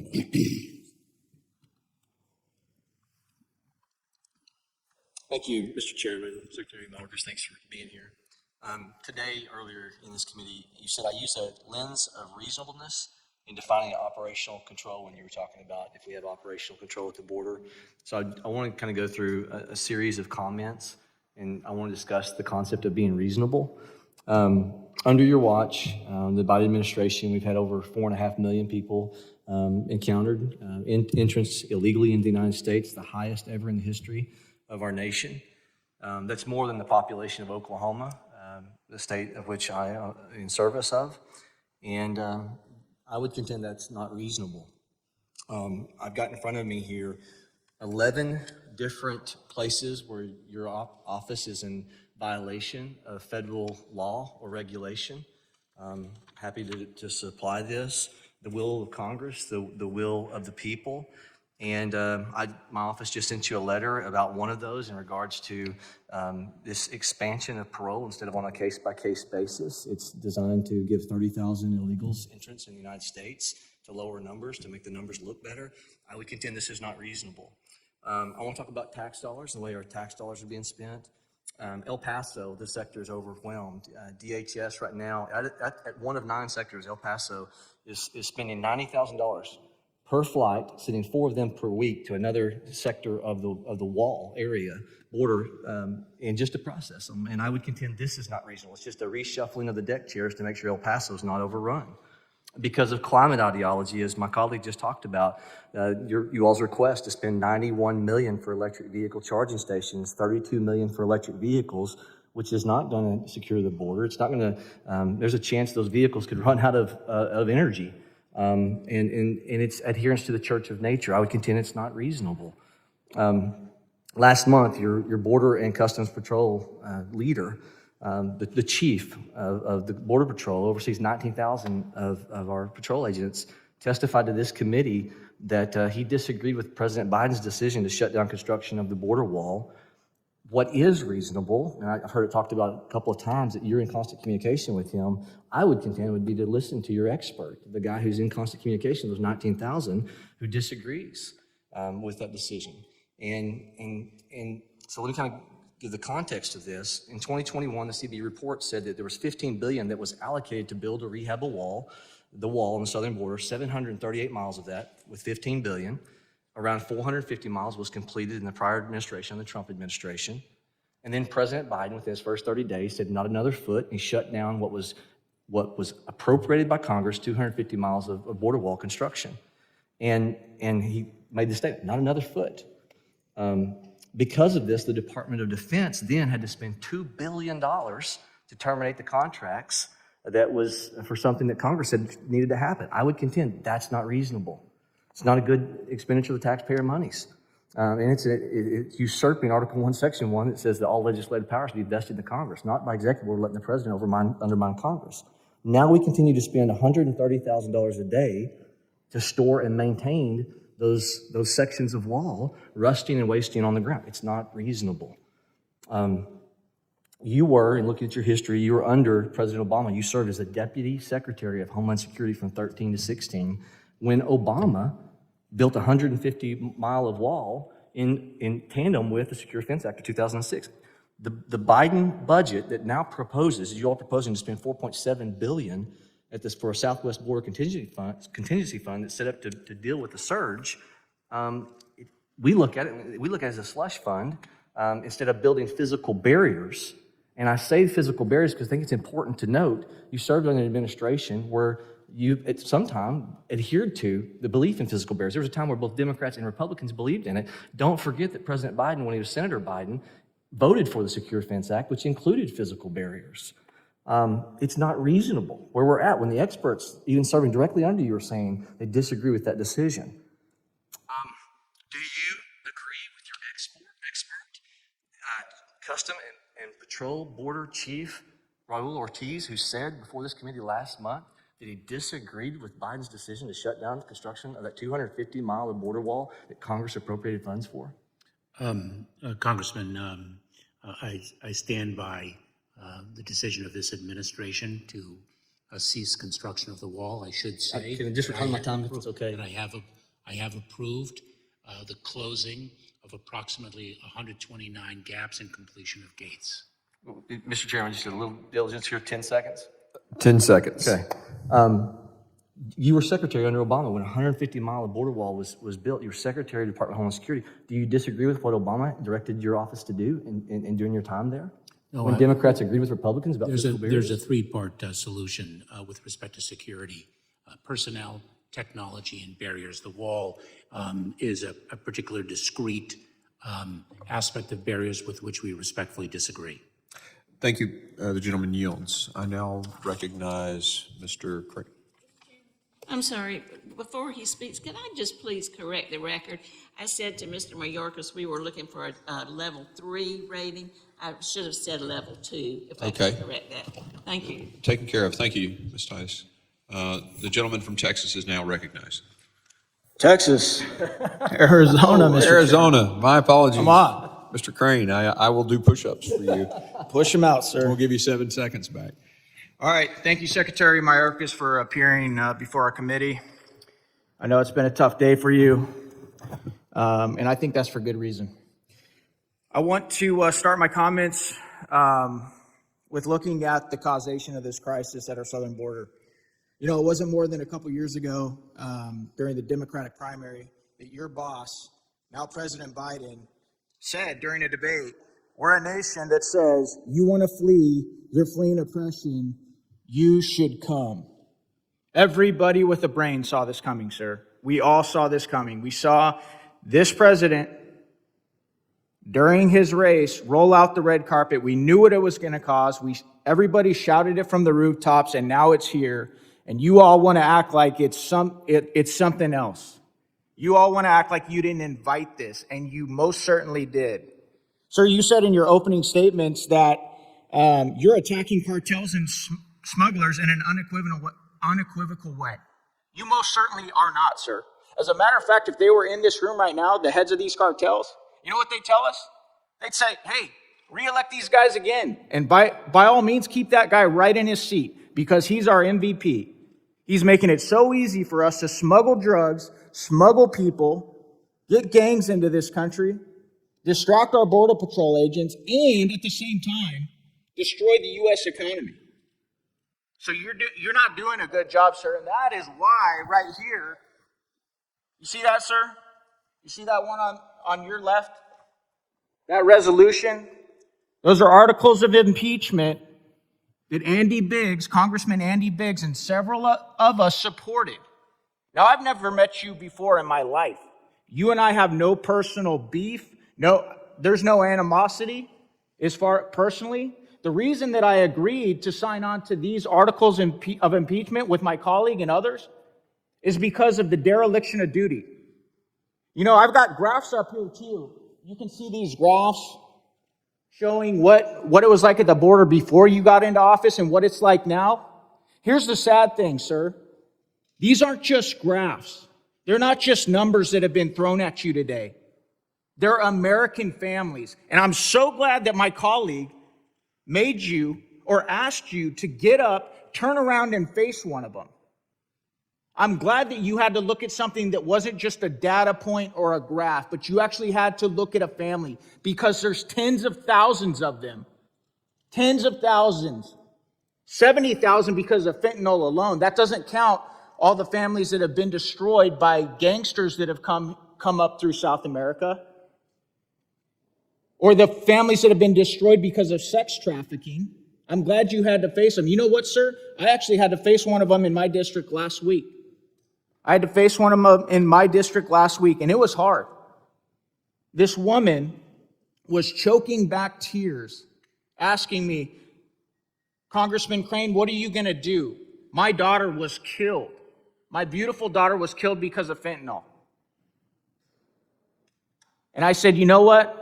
We've drafted articles of impeachment to remove Secretary Mayorkas for his dereliction of duty. You know, it's interesting, sir, because Mr. Higgins, one of my colleagues up here, noticed your smugness. I noticed it too. And you know, for somebody that has a history of working in border security like yourself and knowing, and my colleague right here, Mr. Breachin, he just pointed out that you worked for administrations where they were actually building walls. But you know what? Me and this gentleman right here went on a helicopter tour down in Texas where we flew around the border, and guess what we saw? Piles of steel just stacked up on the ground, like he said, of a wall that the American taxpayers have already paid for. And because of your dereliction of duty, and because of this president and this administration, we continue to have drugs, gang members, sex trafficking pouring into this country. And you sit there with a smug look on your face. But I noticed for a second, because I was watching your face. I was watching your face when the family behind you stood up. Mr. Pfluger asked you if you would address them. I noticed that just for a second, the smugness left your face, sir. And I'm glad that you had to feel uncomfortable today. And that's not because I don't have any humanity at all. I look at your story. I look that you immigrated here from Cuba. And you know what? I think that's great. I really do, sir. And you might not think that in this exchange right here. I think that it's a great thing that America has so many amazing immigrants here. And this side of the aisle, we're not hung up about immigration. We're not hung up about legal immigration. What we're hung up about is how you all, day one in office, came in and changed policies and started getting rid of infrastructure that was keeping our states, our counties, and our cities safe. The gentleman's time has expired.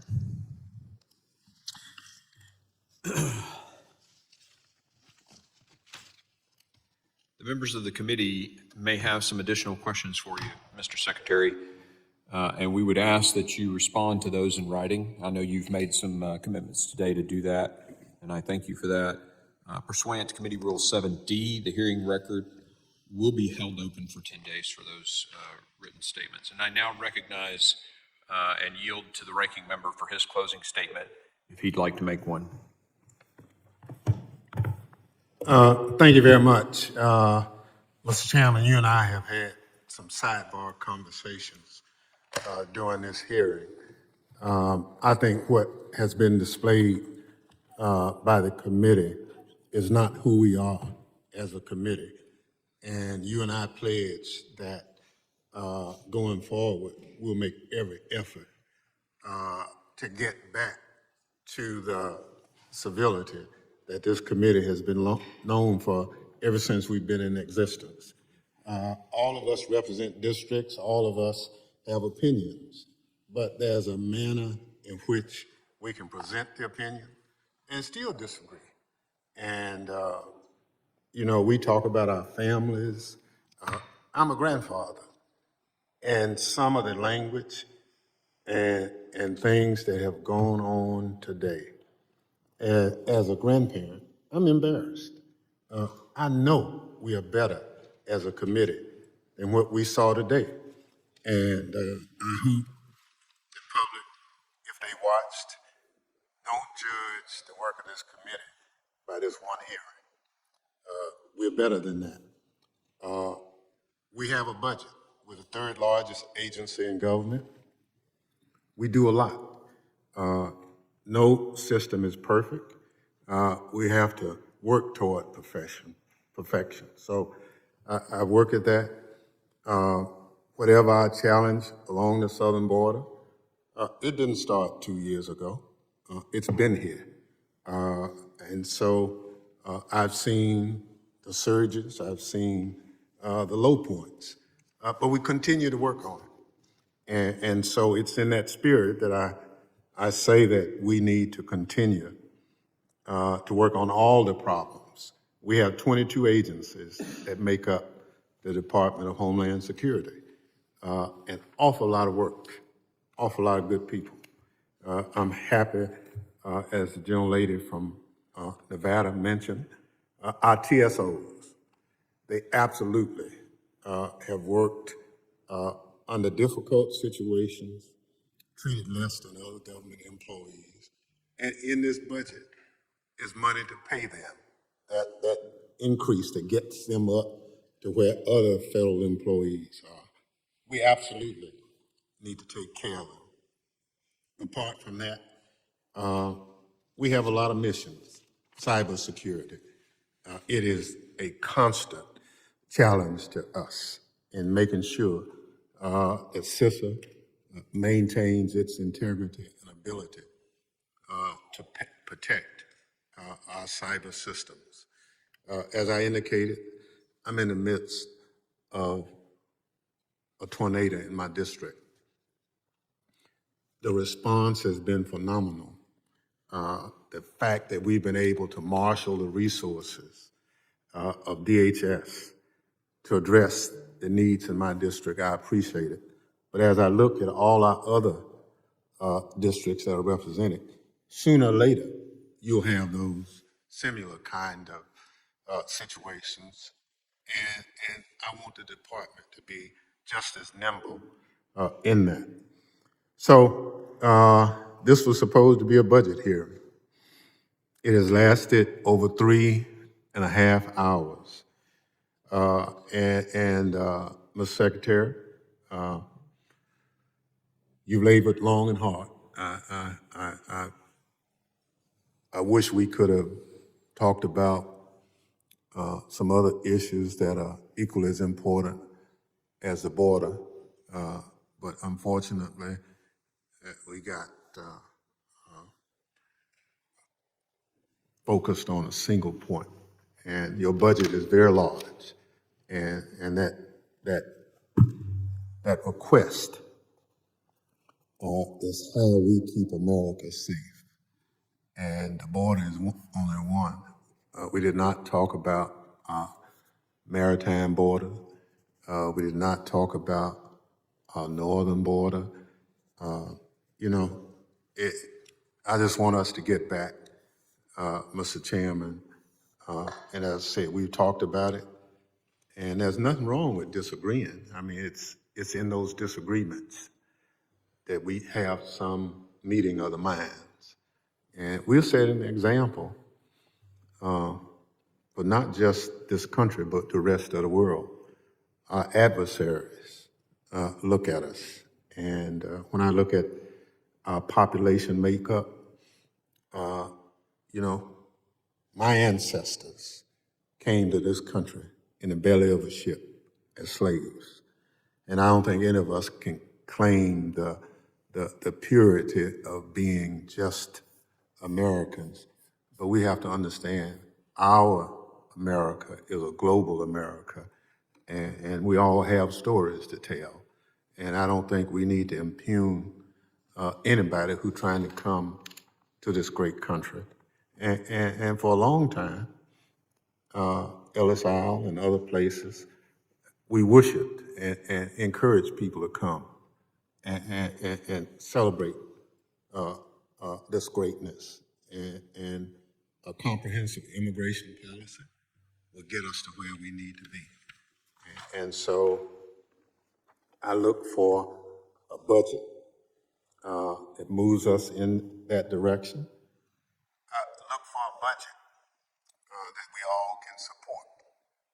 But if this budget that ultimately is presented to the House allows us not to work at securing our borders and not giving our TSOs raises that they so desperately need, compromise some of our cybersecurity missions and other missions, it'll be impossible for a lot of us to support, because the numbers that this budget, if cut, will make us more vulnerable as a nation rather than more secure.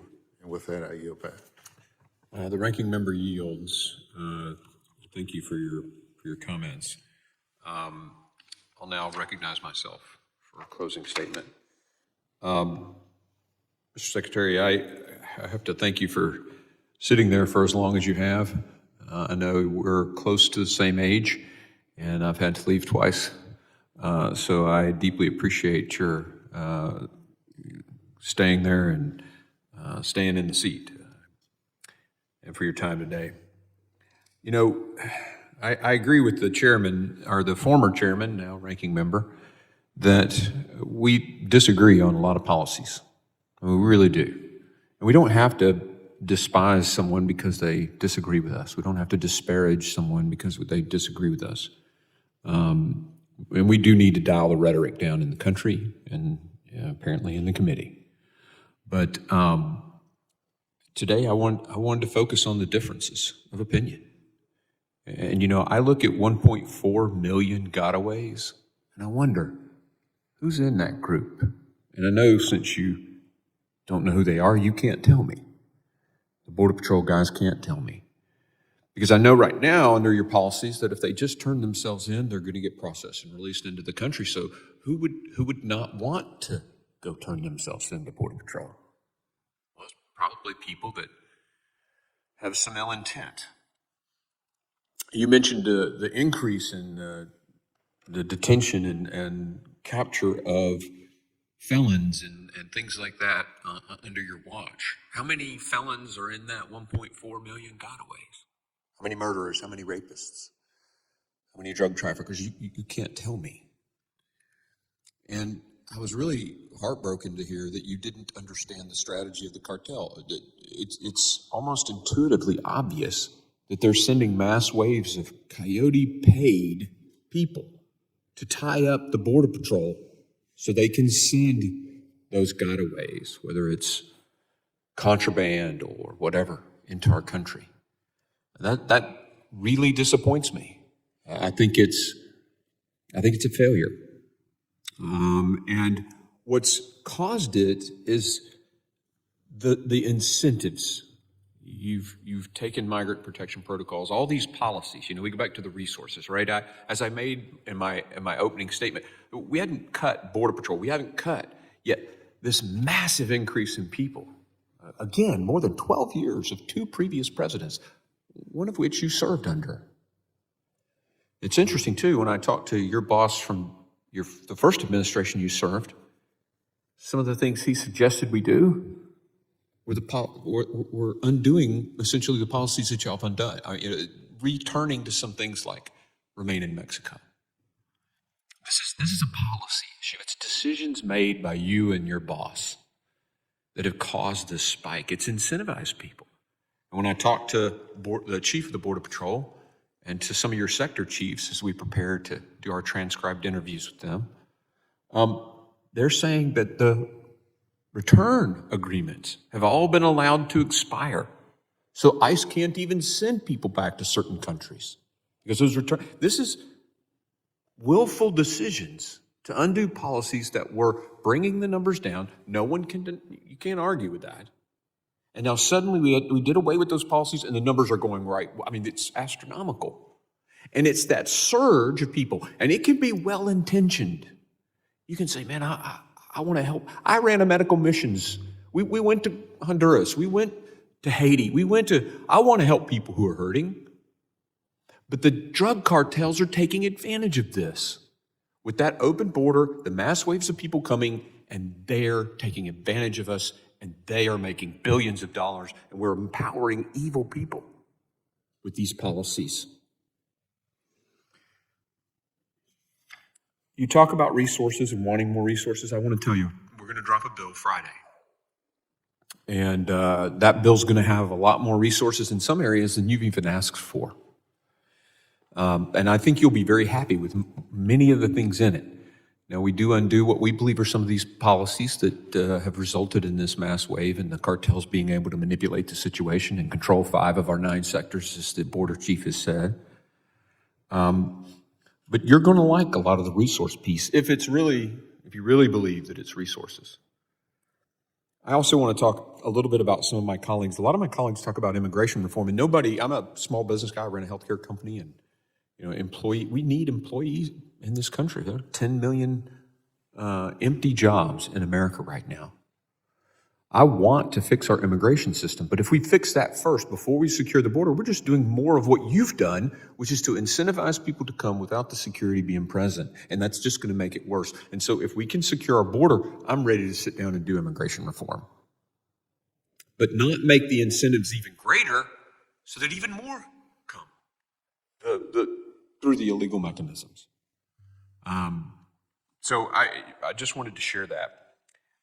Very quickly about the budget. I think the budget that you presented today increases a lot of money for processing people into the country and takes away money from stopping the illegal crossings and deporting people who've come here illegally. I mean, I think that's obvious if you look at the budget and add it all up.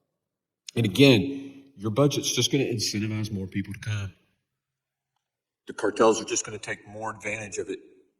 And more Americans are going to die because of the fentanyl that will come into this country. And so that's why we're opposed to this. And as I said, I believe in the testimony that you gave, Chip Roy. I think you gave some false testimony. And I elaborated on that with video. And you and I can have a dialogue about that, but that's genuinely what I believe. I will say that you requested this hearing to bring your budget to our committee. I appreciate that, and it has been alluded to or actually stated out. We have plans to bring you back, so we'll see you again.